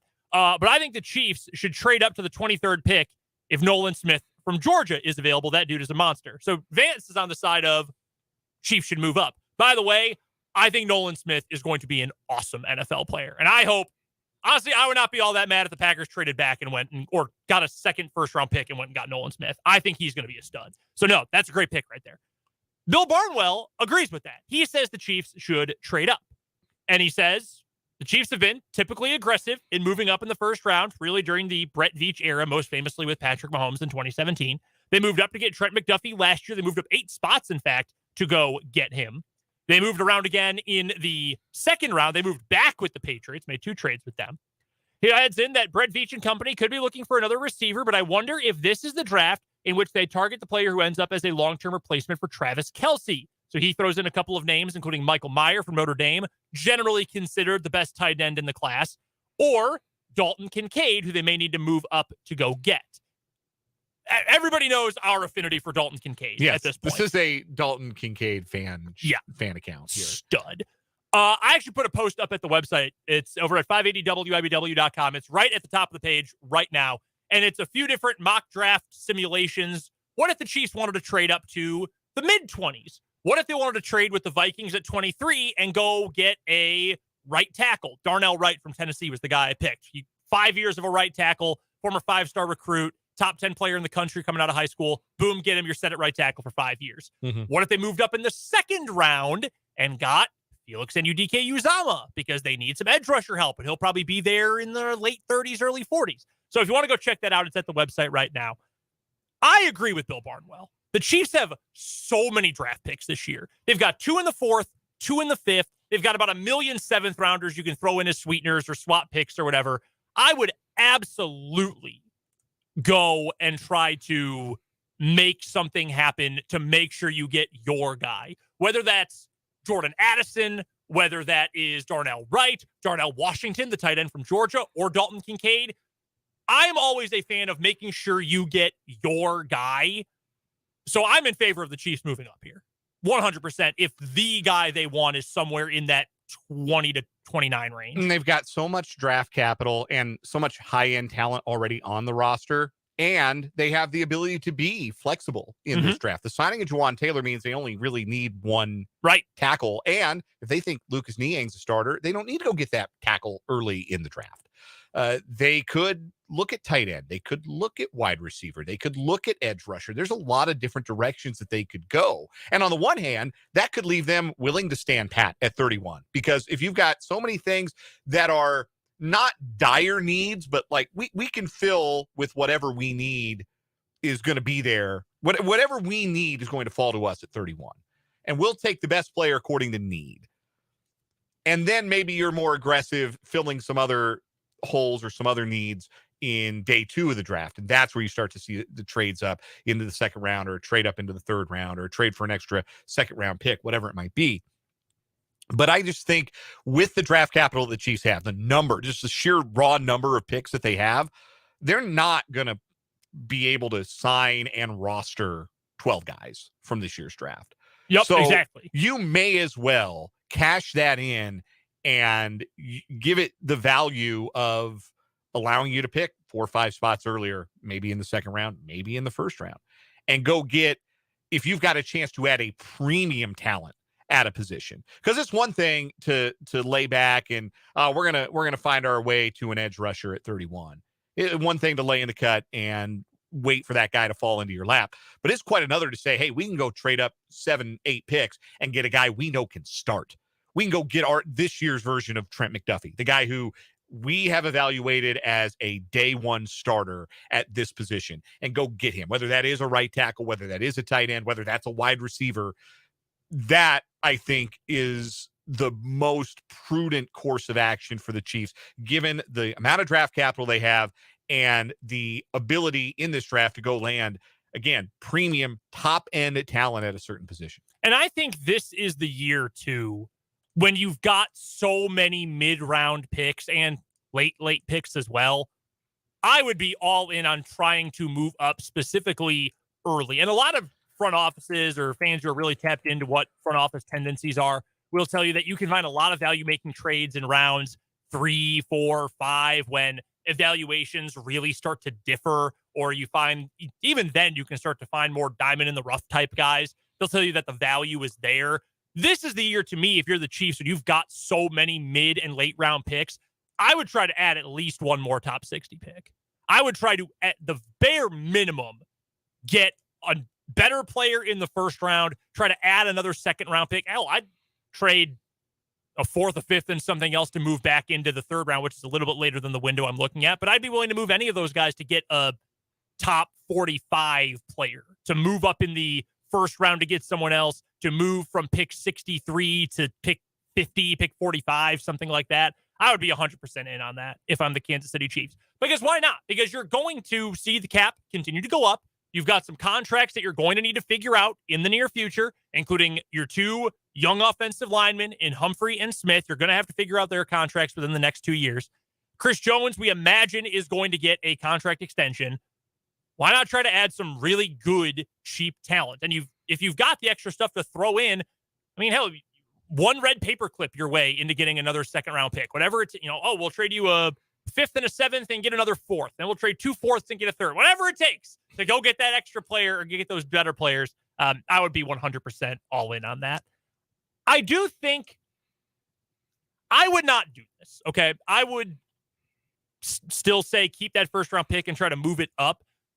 I could, by the logic I just used, though, probably make an argument that I could understand trading back if it meant you were going to get, like, another second and another third, and you ended up with 2 picks in each of rounds 2 through 5, that would be. I could understand that. Again, I wouldn't do it, but I could understand that. Or if you're taking, maybe you get a first-round pick next year. That's also true. That, in fact, that would almost be more tempting. Like, if you knew you'd get a first next year and, a third maybe? Because you're picking so late in the first round. Right. And a third this year, something like that, I'd be pretty tempted to do that, too. That is what makes this draft the most exciting part of the offseason for the Chiefs, I think, by far. Because it's weak free agent class. You don't have too many holes to fill. But looking forward, you're going to have more holes to fill. I mean, that's just how the NFL works. That's how roster building and NFL contracts work. You're going to have a lot more holes to fill. The Chiefs can be creative here, and I think Brett Veach will be. I mean, there's no reason to believe that all of a sudden he's going to break tendency and not be aggressive and not move some of them. Give me a number. They've got, 12 picks is it this year? Mm-hmm. How many do they actually make? I'll say 8. 8? Ooh, that'd be moving a lot of picks. Yeah. I think they're going to move off some of those conditional 7ths or some of those 7th round picks and maybe use those to jump ahead in the 5th, something like that, or jump ahead in the 4th. I will say 9. I think they will take 9, probably keep some of those late round guys. Some of those late picks have been hits for the Chiefs. They have. I don't think they're going to trade all of their 7th round picks. And they'll hold on to one and, draft a 3-year starter at cornerback. If recent history is any indication. Well, Watson, 7th round pick. Yeah. Pacheco, 7th round pick. Rashad Fenton, who just signed another free agent contract with the Browns? Someone Not with the a B. Broncos. I think it was the Browns. He just signed a free agent contract. That's a hit. You get 3+ years out of a 6th round pick. That is a win. I would not be surprised if the Chiefs try to keep at least a couple of those late ones, because apparently that's Brett Veach's defensive sweet spot, is those late round picks. We've got to get to a break. We've got 1 hour to go on 580 Sports Talk. Headlines, some thoughts on women's hoops, and a preview of the Royals game tonight. All coming up on 580 Sports Talk.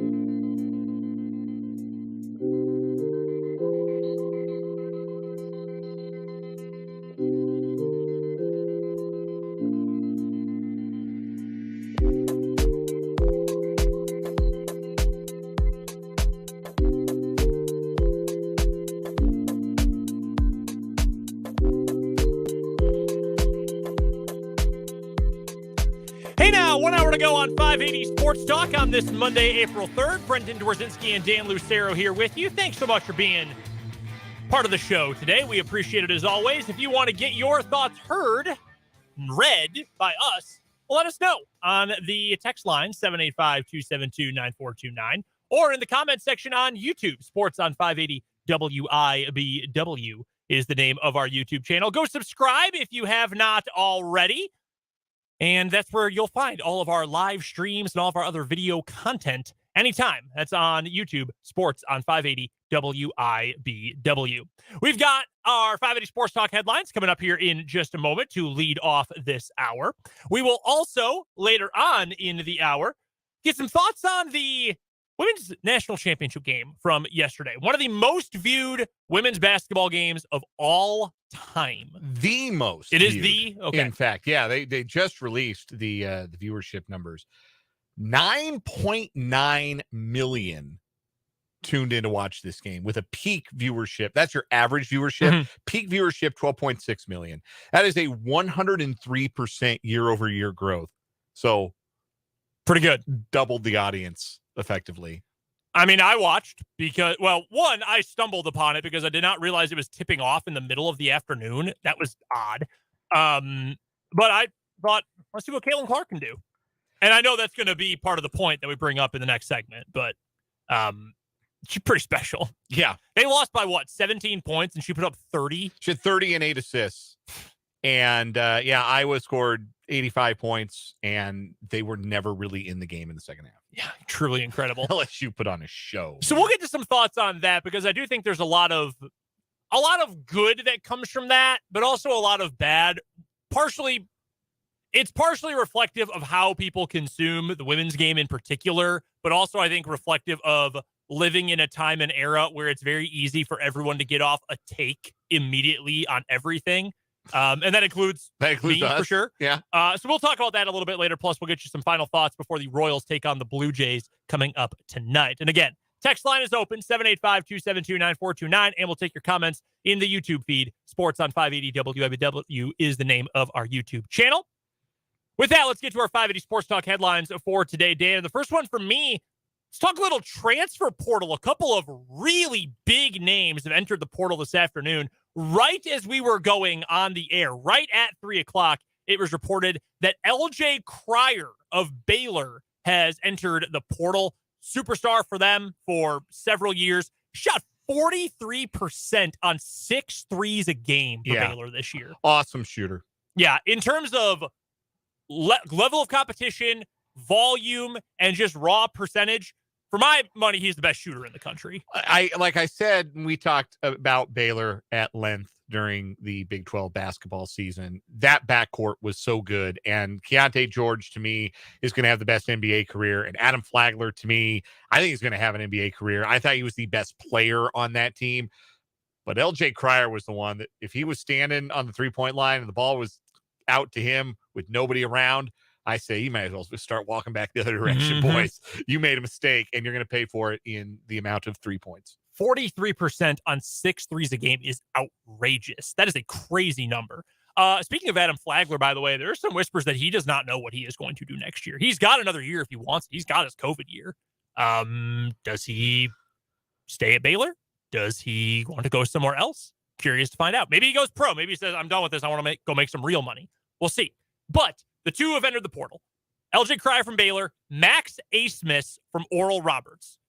Honorable mention, All-America. He became a star 2 years ago in the tournament when he was still with Oral Roberts. When they beat Ohio State in the opening round of the tournament, they made it all the way to the Sweet 16. That was a blast of a team. Kevin O'Banner, of course, also on that team. He has done nothing but be great ever since. Helped lead Oral Roberts to a 12 seed.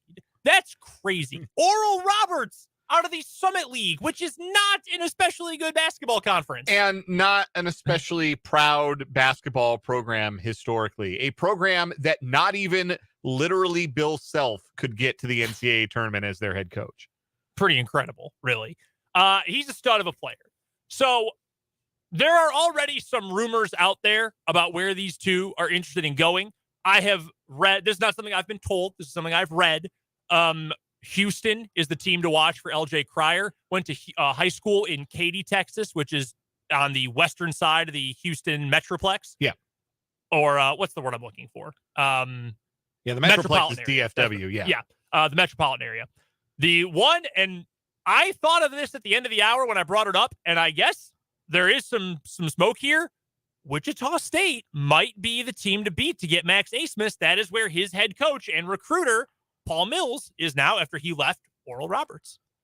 That would be a coup for Wichita State to get it. I mean, he'd be the best player there quite some time. Yeah. Yeah, probably since like Marcus McDuffie. At least. Yeah. Yeah, that'd be a hell of a get for them. But here's the thing.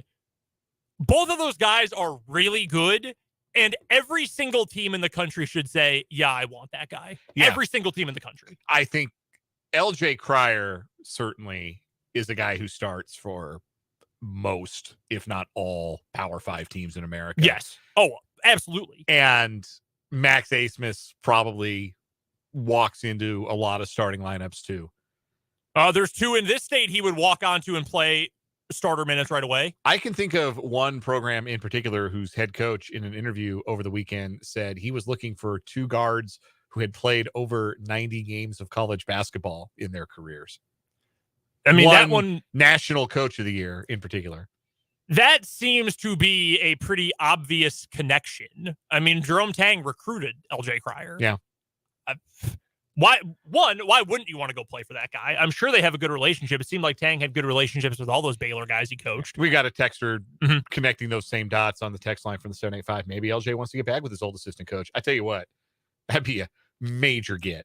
Oh, for sure. Like Kansas State, that was kind of the one thing they didn't have. There were a couple things they didn't have this past season, but one thing they didn't have was that guy who, if they shot it from three, it was going in. Like that sniper to create space for the rest of the offense to operate in, because you can't leave that guy alone. Yeah, because Noel wasn't really a sniper in that regard. Noel would pull up and make it from a lot of from all over the floor, but he was also a 34% three-point shooter. Yeah. Which, hey, when it went in, it was awesome. Yeah, but it's not bad. He wasn't a bad three-point shooter, but 43% is a little different than 34%. Right.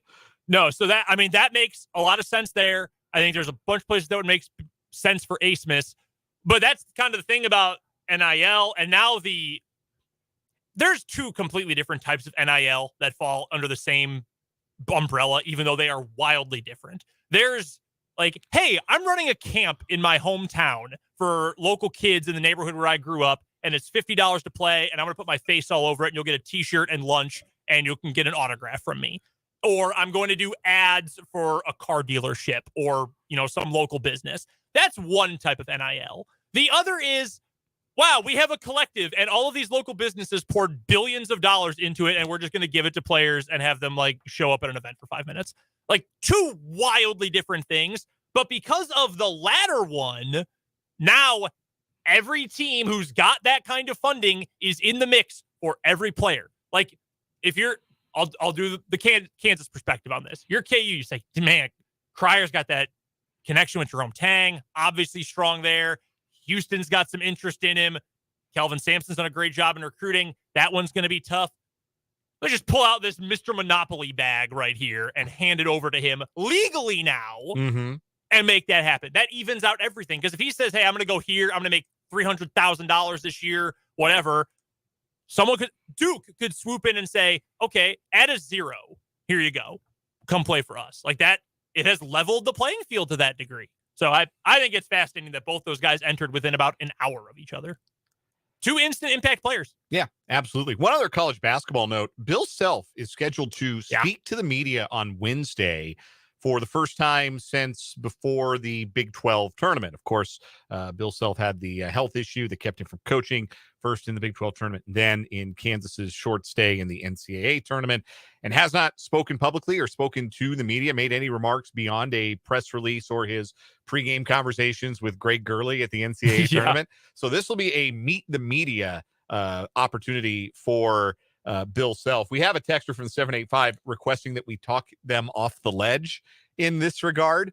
I do not think it is necessarily a bad thing that Bill Self's doing an end-of-year press conference. It's actually fairly common for coaches to do end-of-year press conferences. And just, we got a delay on this one because Bill Self's been trying to get healthy. Well, and for Self has not done I don't remember who pointed it out. One beat writer said, hey, he doesn't do these a lot, but by the same token, the last couple he did were after national championships, including last year. The dude had a major heart incident. Like, I would hope that we are hearing from him at some point. But at the same time, the season's over. Like, there's no rush at this point, man. Like, be healthy. Get that fully healed up before you do anything else. That's all anyone cares about. And between the health issue and then the rumor mill churning the way that it does, I could understand if there might be, I don't know if concern is the right word, but some maybe it is concern about Bill Self and whether or not he wants to remain in coaching, wants to remain the head coach at the University of Kansas. I'm not saying, certainly none of us have heard one way or another that is true, but you know how the rumor mill churns, whispers turn to shouts and that kind of thing. And I understand if that stuff is out there, but I also think that this is pretty common for a coach to do and shouldn't be read as, oh, he's calling this press conference, he must be resigning or something. Yeah. And I've heard it. I've seen that stuff. I know people are worried about it. Not a report, but I do not expect it to happen. I think it is going to be, it was a bummer. We're trying to add some guys to the transfer portal. Best of luck to the guys who left. I will see you guys at my presser before boot camp. I will be in public. Come sit at the bar at Jefferson's with me. Like, that's probably what this is going to be. Also, I would absolutely do that. Let's continue our 580 Sports Talk headlines. This just in from... I was just going to tell you, did I ever tell you the story about the time I may or may not have yelled at a former Kansas football coach at Jefferson's in Lawrence one time? No, you did not tell me this. Yeah. I won't say whose name it was, but it was David Beatty. And I may have said something to him about his offense. Is that why he blocked you on Twitter, do you think? Might have been. Coward. Unblock me so I can tell you you're a bum. You got Lance Leipold now, man. Yeah, I know. I'm feel better. Deep breath. Don't make me break out Matchbox 20 or Third Eye Blind or whoever it is. Matchbox 20. That's the right. Different numeric band. I've been getting those two bands confused for 25 years, and I do not plan on stopping anytime soon. I don't believe Matchbox 20 ever wrote a song about crystal meth. Yeah. Well, maybe they did. I'm not too deep in their catalog. I don't know. Yeah, I kind of lost track of them after they Rob Thomas. Maybe that's what he meant by being smooth. Maybe. Who knows? This just in from Major League Baseball as we continue our 580 Sports Talk headlines. The league has suspended Los Angeles Angels third baseman Anthony Rendon 5 games and fined him an undisclosed amount for his actions involving a fan last Thursday. So Thursday night was opening day. The Angels were playing in Oakland. The A's scored 2 runs in the 8th inning and defeated the Angels 2-1. And the way that the way that the stadium in Oakland is configured is there's a walking path outside the dugout that is exposed to the fans, the fans behind home plate, as then they turn into the tunnel. It's not like most baseball stadiums where the tunnel is through the dugout. Like you have to leave the dugout to go into the tunnel at whatever they're calling Oakland Alameda County Coliseum these days. Anyhow, somebody called Anthony Rendon a name. 5-letter word commonly used to refer to a female dog that I'm not 100% sure we can say on the air, so I'm erring on the side of caution here. I don't think we're supposed to. Yeah, we're probably not. It'd probably be frowned upon. Yeah. Anyhow, Anthony Rendon got called a name and he didn't like it, and he reached up over the railing, and grabbed the guy with one hand and yanked him down by his neckline, and then kind of shoved him back and then pawed at him. Didn't really hit him, just kind of pawed at him like my cat does when I stop petting her and she doesn't want to be done being petted. Like that kind of swipe. Yeah. Anyway, before he went back up the tunnel. Anyway, that got caught on video, like really like 4K cell phone video. The guy standing right next to the guy who was getting swiped at, caught the whole thing. He heard the audio, the whole deal. Yeah, Anthony Rendon got a 5-game suspension for that, and I understand why you cannot put your paws on the paying customers. Even though sometimes the paying customers probably should have some paws put on them by somebody. If you are an athlete, you cannot put the paws to the paying customers. You will suffer some consequences for that. Yeah, that's not a good look, man. The fact that we know when things get captured on video, there is no escaping it. The eye in the sky do not lie, and that's what got Anthony Rendon there. You can't be grabbing at the dude, man. He just can't. I know it sucks. I know that idiot, drunk, dumbass fans can dehumanize you. I understand. You can't do that, man. You've been in the game too long. I'm sure frustration has boiled over. You are playing with a cursed franchise with the worst owner in sports. I get it. You can't do that, man. No, like if you're Anthony Rendon and you're still on that absurd contract that the Angels gave you to this point, do more sitting on the sidelines than playing baseball since they signed him after the 2019 season. Yeah, I would just keep my mouth shut. Or alternately, I would just call everybody who said anything bad about me. I'd just remind them that they're broke. Yeah, he sure ain't. Yeah. They gave him a ton of money. Say what you want, but you know what you are and I'm not? Broke. By the way, speaking of the Angels being terribly run, did you see what their team-owned radio station, flagship station, did this week? Yeah, so they have like a beat writer roundtable on the pregame show where, writers who cover the team get together and talk about Angels baseball. Yeah, the guy who's the Angels beat writer on The Athletic has been disinvited from appearing on that anymore because he's being too negative. Maybe you don't suck. Maybe you don't have a terrible owner. Maybe, I don't know, respect the freedom of the press here. Like, it sucks. Artie Moreno doesn't get talked about enough as being one of the worst owners in sports because the Angels are so irrelevant. And he's got so much competition in Major League Baseball. Yeah, that's true. Yeah, it's pretty bleak in that regard. But he is. I mean, he's an awful owner. And all you need to look at is they have two of the most transcendent talents to ever play the game of baseball and do not make the playoffs and lose every year. Yeah, it's pretty embarrassing. It's not just not making the playoffs. Like if they were 85 and 77 every year, you'd be like, dang, man, they just can't get over the hump. No, they stink. They stink out loud. They win like 70 games every year with literally Mike Trout and Shohei Ohtani. Like upper echelon pantheon Hall of Fame baseball talents. And you can't put 24 guys around them that aren't the bummiest of bums. Hey, why? But why would anyone be negative about that? Would be my question. Why? What's to be negative about? You get to watch Trout and Ohtani every day. Why try when you can just not try and make it easier? While we're doing baseball headlines, you want to get to the minor league CBA? Yeah. So this was a big deal that has been consummated. Major League Baseball owners unanimously ratified the new collective bargaining agreement with minor league players, which formalizes the landmark agreement. Players overwhelmingly voted in favor, not unanimously, but overwhelmingly in favor of the agreement. Others backed the deal that also improved housing, transportation, medical rights of players. And at the top of the list here, the salaries of minor league players will more than double. The agreement will last 5 years. It came together after the Players Association created a minor league bargaining unit last year. So the minor league player who is not on a big league contract, so not on a 40-man roster, not a former major league player, just somebody who is on the way up in their minor league career. And if you are a AAA player previously, that was making you $17,500 a year, which is not really a livable wage. Now, those AAA players will be making $35,800 a year. AA players will see their salaries increase from $13,800 to $30,250. High A players will make $27,300. Single A players, $26,200. Rookie level players will be paid $19,800.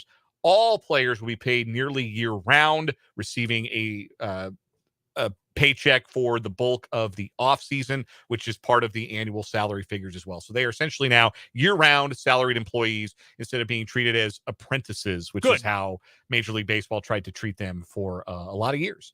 So shout out to, solidarity with the minor league ball players who are getting better working conditions, better salaries, and honestly, this will give more of them a more realistic chance to commit even further to their professional baseball careers and might even make a few more big leaguers out of some of these minor league players. Apprentices. That's very funny in a really horrible way. Yeah, I can't believe that this wasn't unanimously voted on by the players. I mean, it was overwhelming still, but like, what player says no, they don't deserve this? What is that? I don't understand. That's what Jeff Passan's reporting said, that it was nearly unanimous. Who didn't vote for that? Yeah, probably, the kind of person that thinks that because I struggled, everyone else should have to too. There's a lot of that attitude out there. Yeah, I guess that's true. No, this is good. This should have happened a long time. It never should have been the other way. It's not just the salaries too. It's new housing and transportation policies, guarantees single rooms for AAA and AA players, guarantees transportation to and from the stadiums for players at the lower levels. Like, this is just basic, like, ease of quality of life stuff that minor league baseball players for so long have not had. And now they have access to. Yeah, that should be a no-brainer. Last headline for me today, speaking of CBAs, and I know that's not always the most exciting thing to talk about, the NBA and the NBA Players Association, or just the NBPA, have agreed on a new 7-year collective bargaining agreement. Here are a handful of the key parts of the CBA. This is from the writing of Adrian Wojnarowski. The NBA is curbing the ability of the highest spending teams, such as the Warriors and Clippers, to continue running up salary and luxury tax spending while still maintaining mechanisms to add talent to the roster. They are implementing a second salary cap apron, $17.5 million over the tax line, and those teams will lose several key team-building mechanisms, including the mid-level exception, the ability to utilize cash in trades, moving first-round picks in drafts that are 7 years away, signing free agent players in the buyout market, and taking on more money than is being sent out in trades. So essentially, we don't want you spending more money. We do not want you to spend a lot more than your competitors who willingly do not spend that money. That's very dumb. It also allows a number of other things. In an attempt to curb load management and lost games for star players, the NBA now is tying eligibility for things like All-NBA and MVP to a mandatory 65 games played. Now, there are some conditions on that as well that could be met. We don't know exactly what those are yet. There is an in-season tournament that is being played. If you're a fan of international soccer, you might be somewhat familiar with this. They're just going to have a non-playoff tournament in the season. Some of the preliminary games are part of the regular season schedule. Like a knockout tournament. Yeah. A single game knockout tournament. The games will be just already scheduled, previously scheduled regular season games. Like, oh, hey, this, by the way, is also part of the, who's going to sponsor this? Hims or Roman. The MeUndies NBA in-season championship. The HelloFresh championship tournament. Yeah, I mean, that's essentially what it's going to be. And by the way, according to ESPN, Las Vegas is prominent in the discussions to host it because, of course it is. Yes, they would host the championship game, which would be an 83rd game that would not count in the standings for the two teams that advance. Big payouts to the winners, but I can't imagine teams that are actively pursuing a championship are going to give a damn about this. No! Oh, wait, this is part of the in-season tournament, but it's a back-to-back. We just played in Utah, and now we're playing in Denver. And we're going to rest our guys because that's a brutal back-to-back, notoriously brutal back-to-back at altitude. But since it's a part of the Simply Safe NBA championship tournament, we are going to actually not load manage our guys. No, nobody's going to care about this. I will make fun of whatever franchise hangs a banner for this. Yeah, it's very stupid. Also, they're changing. There's a bunch of things here, but they're also going to change how many Supermax players you can have. Currently, you're limited to 2. That is no longer going to be a thing. Theoretically, that's good, but I don't know how many teams that's actually going to make a difference for.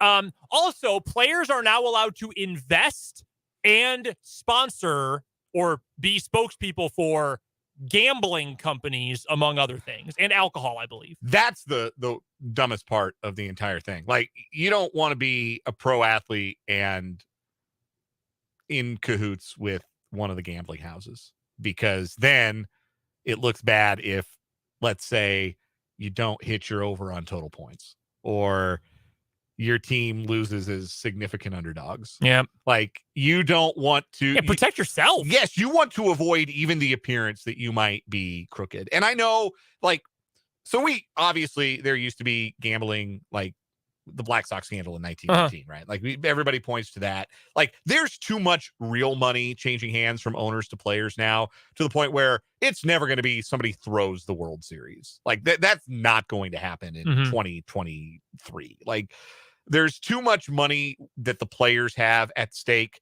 and they're not angry about being underpaid like the Black Sox were. That was a whole thing about our owners not paying us enough money. These gamblers can give us way more, and all we got to do is lose these games and make it look good.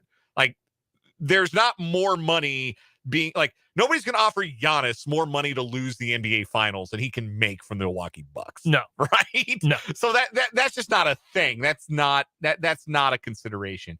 But at the same time, with micro betting and with all of the different things that you can gamble on from your couch in states where that's legal to do so, I would think as a professional athlete, you would absolutely want to avoid the appearance of that impropriety and avoid the appearance of looking like, hey, maybe he missed those 2 free throws so that the other team would cover that spread.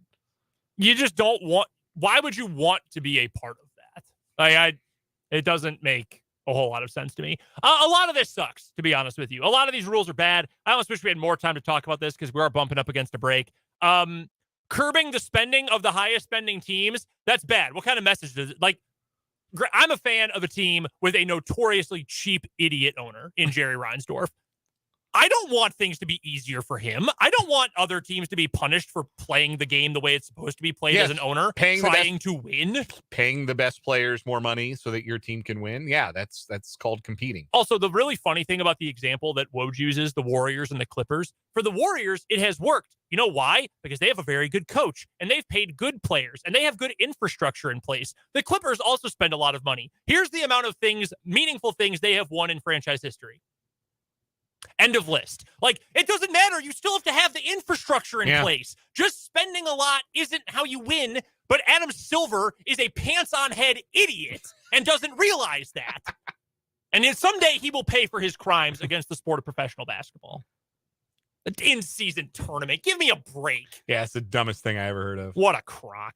We've got to get to a break. Those are our 580 Sports Talk headlines for today. We'll come back. We've got some thoughts on the women's national championship yesterday. What could have been and still probably was one of the most significant moments in the history of that sport, marred by a couple of other things, too. We'll talk about the good and the bad next on 580 Sports Talk.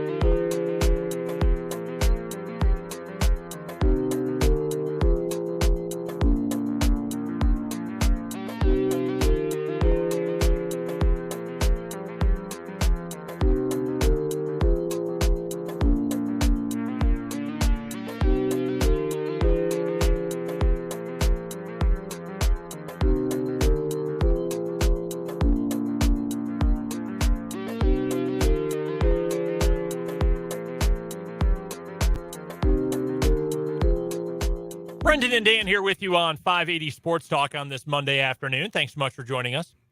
We'll talk some Royals baseball coming up in 10, 15 minutes or so as we get ready for the opener between the Royals and Blue Jays tonight. First, though, we've got the men's national championship tonight, UConn versus San Diego State. We made our picks a little bit earlier. We're both going with UConn. Dan's a little more confident than I am, but I still think UConn should probably win this game pretty easily. The women's national championship of college basketball was yesterday. It was Iowa and Caitlin Clark, the true breakout star of all of college basketball this year. She was already a pretty big name in women's basketball last year. She ascended to true superstar this year. I watched the game yesterday because of Caitlin Clark. Yeah. Like, I also watched the national semifinals because of Caitlin Clark. And going up against Dawn Staley's undefeated defending national champions. The game had a whiff of 91 Duke UNLV to it. And reigning player of the year, Aaliyah Boston, or former player of the year, Aaliyah Boston. Mm-hmm. I'm not anti-women's basketball by any means, but I've never had a super close tie to it. But I thought, hey, I would love to watch Caitlin Clark play. Sure. And she was still awesome yesterday. Despite the fact Iowa lost by quite a bit, they ended up getting 30 from Clark, not nearly enough from everyone else, however. That's kind of the way Iowa went. LSU was awesome. They were tremendous. Shot the you-know-what out of the basketball. There is plenty, and I hate saying this because I don't want to bring down an event that was really important for that sport. There's plenty of negative that happened really in the wake of the game. The officiating was awful. They started the halftime show. Elle Duncan of ESPN and ABC was like, hey, that officiating was pretty bad, huh? Like, that's the first topic they got to at the halftime show on TV, which is wild. That does not happen in any sport normally. And then the post-game, Angel Reese is classless, or, who cares if you taunt? Caitlin Clark did something. I mean, that discussion, mostly on social media, was so embarrassingly annoying and boring. But I want to get to the good part of this here. And that is that the sport itself of women's basketball, which you got a local tie too. KU just won an NIT championship in women's basketball. And had 11,000 people in the field house for it. It is obviously growing. This was the most watched women's basketball game ever. Nearly 10 million people on average over the duration of the 2-hour game were watching it. That's phenomenal. 9.9 million. And you have legitimate superstars. I saw some of the numbers for social engagement with the name Angel Reese on Twitter and Instagram and Facebook and all that. Billions of social media impressions with the name Angel Reese in them, who was already a women's college basketball star, but now is going to be an even bigger name after they won this title. We know Caitlin Clark is a megastar already. Household name. Legitimately a household name for a 21-year-old women's college basketball player. A year ago, that would have been crazy to say. Aaliyah Boston's a big deal. And if you know basketball, you know Aaliyah Boston. But Caitlin Clark is legitimately everyone in America knows who this is now. Mm-hmm. That's never happened before in women's basketball. If you know the game and you just know basketball in general, you know Cheryl Swoops and Cheryl Miller and Lisa Leslie and Brianna Diana Taurasi, Sue Bird. You know those names. But this, as you say, the grandma test, your grandma knows who Caitlin Clark is. Yes. She's on the national news all the time. That's a big deal, especially in an era, and you brought this up last week. I mean, who's, even outside of the tournament, who is the biggest star in college men's basketball this year? It's a great question. It was probably Zach Edey, but how much did you watch Zach Edey play? How much did you want to turn on the TV? Oh, man, I got to see Zach Edey play. There hasn't been I have to turn on the TV and watch this guy play star in college basketball since Zion Williamson. And Zion was the most recent, oh my God, you have to watch him player. And I know that, social media is not everything. It's not even close. But in terms of how people consume sports these days, it is significant. Zach Edey's got under 10,000 Twitter followers. Zach Edey's not that guy. Caitlin Clark or Angel Reese or the Cavender twins at Miami. Yeah. If you're online, you have seen them. They are everywhere. They hang out with Lil Wayne. They have legit celebrity friends. Mm-hmm. And they're just these two women who play basketball. It's incredible how much it's very NBA-like in a way. How these stars have erupted and have become true household names. So I saw someone tweet this, and I even went and found the delightful Twitter handle Dontrell Chillis tweeted this in the wake of yesterday's LSU Iowa title game. We just saw 79 Magic Bird. I think that's what we saw, what we had for the women's game, where there is an inflection point in college basketball history. There is before the 1979 NCAA championship game, and there is after the 1979 NCAA championship game. For college basketball, for the history of that sport, for its place in the national sports dialogue, for its visibility, for its ability to make national stars out of its star players, where it is, its place in sports, there is before the Magic Bird championship game and there's after the Magic Bird championship game. Yeah. And I do think that the game we saw yesterday between LSU and Iowa is going to be the same before and after moment for women's college basketball, where it becomes part of the national sports conversation. Because, like, what gets you interested in watching a game, right? The personalities, the storylines. Being able to actually watch it. Yes, that's a big part of it too. But women's college basketball goes into next year with storylines that men's college basketball would kill to have. Because guess who's going to play women's college basketball next year? Caitlin Clark is coming back. She's a senior. She'll be back. She could have 2 more years. Angel Reese is coming back. She's just a sophomore, Yeah. by the way. And she had a double-double in every single game of the NCAA tournament. People looked at her stat line. She only had 15 and 10. Caitlin Clark outplayed her. She had 15, 10, 8 assists, 3 blocks. She got every big offensive rebound. She was awesome. She was awesome in that game. She's a hell of a player. Guess who else is coming back next year? Cameron Brink at Stanford. A shot-devouring presence on the interior for one of the best programs in the country. Paige Beckers will be back. She was the household name, or on the verge of becoming the household name in women's college basketball before she got hurt and didn't play a minute this last year for UConn. She and her running mate, AZ Fudd, who's pretty damn good, they're coming back at UConn, trying to reclaim their throne in college basketball. Haley Van Lith is back at Louisville. Ayoka Lee's coming back. The single game scoring record holder in women's college basketball is coming back to play at Kansas State next year. These are recognizable stars. These are reasons to turn on the TV. And now we have a story. We don't just have a name. We just don't have highlights. We have a story now. We have a redemption arc for Caitlin Clark. We have an arc for Angel Reese. We have a villain. There is a villain in women's college basketball, and her name is Kim Mulkey. She's the head coach of the LSU Tigers. And there are lots of valid reasons not to like Kim Mulkey. My wife decided she didn't like Kim Mulkey after watching her coach for 1/2 in that Tiger outfit that she wore in the championship game. Just decided, I don't like the cut of her jib. She's a villain. Men's college basketball doesn't have that. They don't have a bad guy. They don't have a guy you turn on the TV, a coach you turn on the TV to root against. Mike Krzyzewski hung it up. You don't have that. Duke doesn't feel the same way without Mike Krzyzewski and players coming back that you grow to dislike over time. Women's college basketball, we talked about this last week. It's giving you all the stuff you love about college basketball. The teams that come back intact to make a run at a dynasty, make a run at a title. Coaches you either hate to love or love to hate, or coaches you genuinely enjoy, personalities you might genuinely enjoy.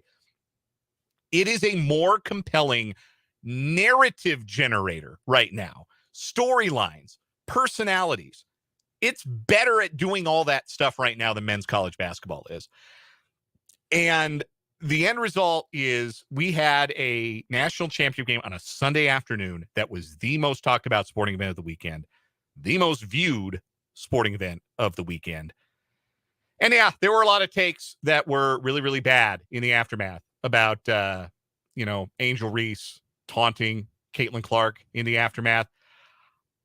I'm just going to lay my thoughts on that out real quick, real simply. Angel Reese did what you get to do when you win, which is talk that talk. And Caitlin Clark did what you have to do when you lose, which is grin and bear it.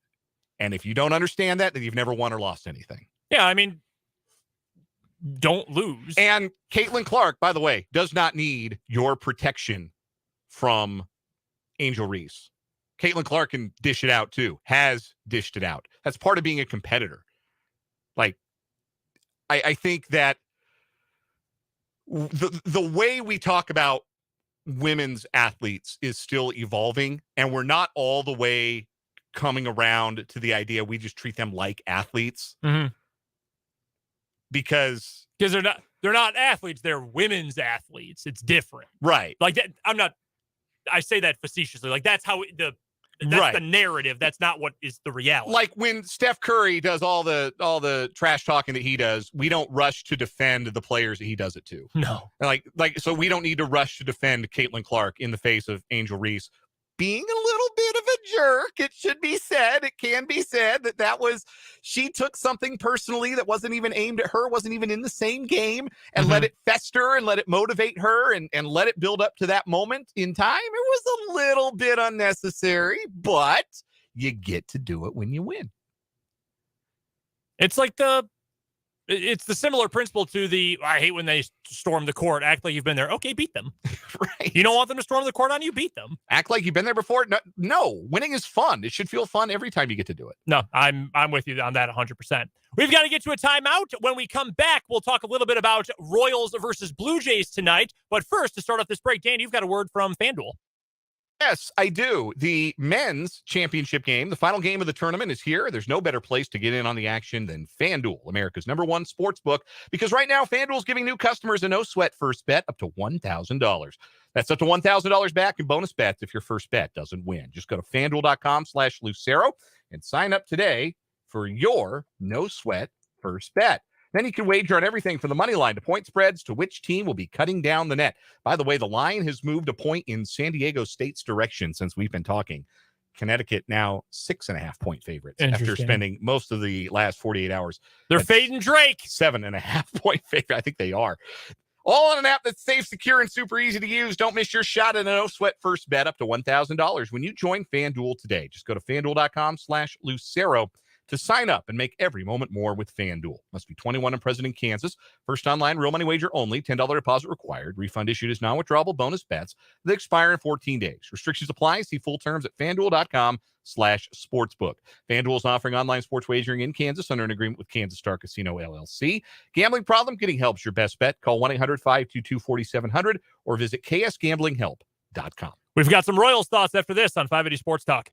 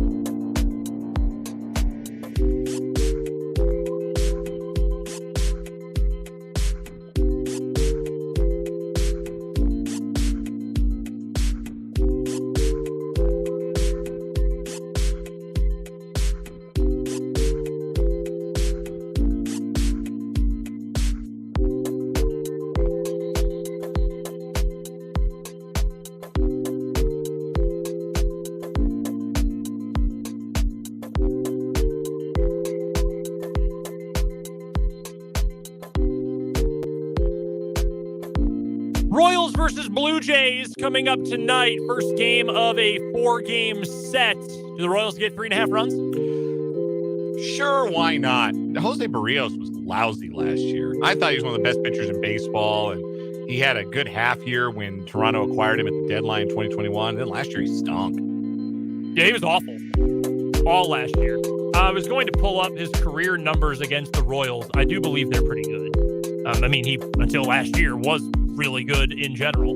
And the Royals have been pretty iffy. I don't know. I don't know what the Blue Jays bullpen is supposed to look like this year. Barrios gets chased early. Against the Royals in his career, Jose Barrios has a 4.45 ERA. Okay, whip of 1.37. That's not great. Maybe. Yeah, sure. They get to 4 runs. I think they bust out. Someone's going to leave the yard tonight. It'll be, something hit hard. That'd be nice. In the air. The balls were dying at the warning track. Another one's going to jump the yard tonight. I'll call my shot. Pasquantino hits one into the bullpen tonight. Are you surprised Singer is 4th in the rotation? No, I think that has everything to do with wanting to get him stretched back out after he didn't pitch a ton at the World Baseball Classic. That's fair. That's entirely fair. Give me the Royals for their first win tonight. They're due. 4-3. Royals win. I'll take the over on those 3.5 runs. That is coming up tonight. Also, of course, the national championship night. Final score. UConn by how many? I am going UConn 78, San Diego State 60. I will go UConn 72-62. I think it's a little bit lower scoring. I think San Diego State will give them some problems, but UConn gets it done. They win their 5th national title in the last quarter century. Let's get to one final break. We'll finish up 580 Sports Talk with the final word after this.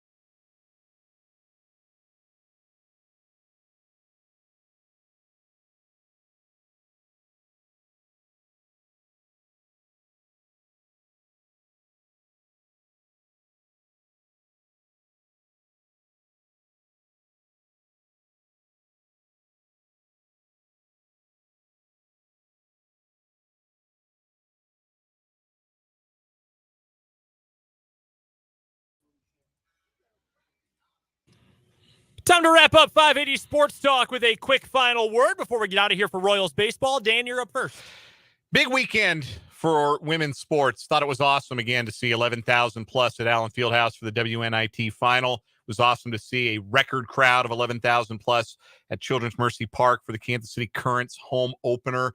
And the reaction and the investment in and the following of the women's basketball championship game yesterday afternoon. It feels like a turning point for women's college basketball, certainly, but I feel like women's sports as a whole have experienced an inflection point here in the last couple of years. And we can just talk about them on their own terms because great sports is great sports, no matter who the competitors are. Final word for me is I'm going to enjoy these final 5-ish hours or so, 4.5 hours of the Kansas Jayhawks being your men's college basketball national champions. Been a fun year. Not going to forget the time last April when KU brought it home. So congrats to UConn or SDSU, whoever does it tonight. But you're not champions yet. KU still holds that title for another couple hours. By the way, final college basketball broadcast tonight for Jim Nantz. He's hanging up the mic after 37 years and 32 Final Fours. He's still doing football and golf for CBS, but he's done with basketball. Salute Jim Nantz. Yeah, one of the best ever. There's a great story about him, interview that Matt Norlander did for CBS Sports with Jim Nantz. This is going to be weird. Final Fours without Jim Nantz, literally my entire life. It is going to be very weird when he hangs it up. Enjoy the Final Four tonight, or the National Championship tonight. Enjoy the Royals baseball as well. We'll be back tomorrow from 3 until 6. We'll talk to Michael Swain for Jayhawk Weekly, recap the national title game. We'll recap Royals baseball and all that and more. For Dan, I'm Brendan. We'll talk to you tomorrow at 3 right here on 580 Sports Talk.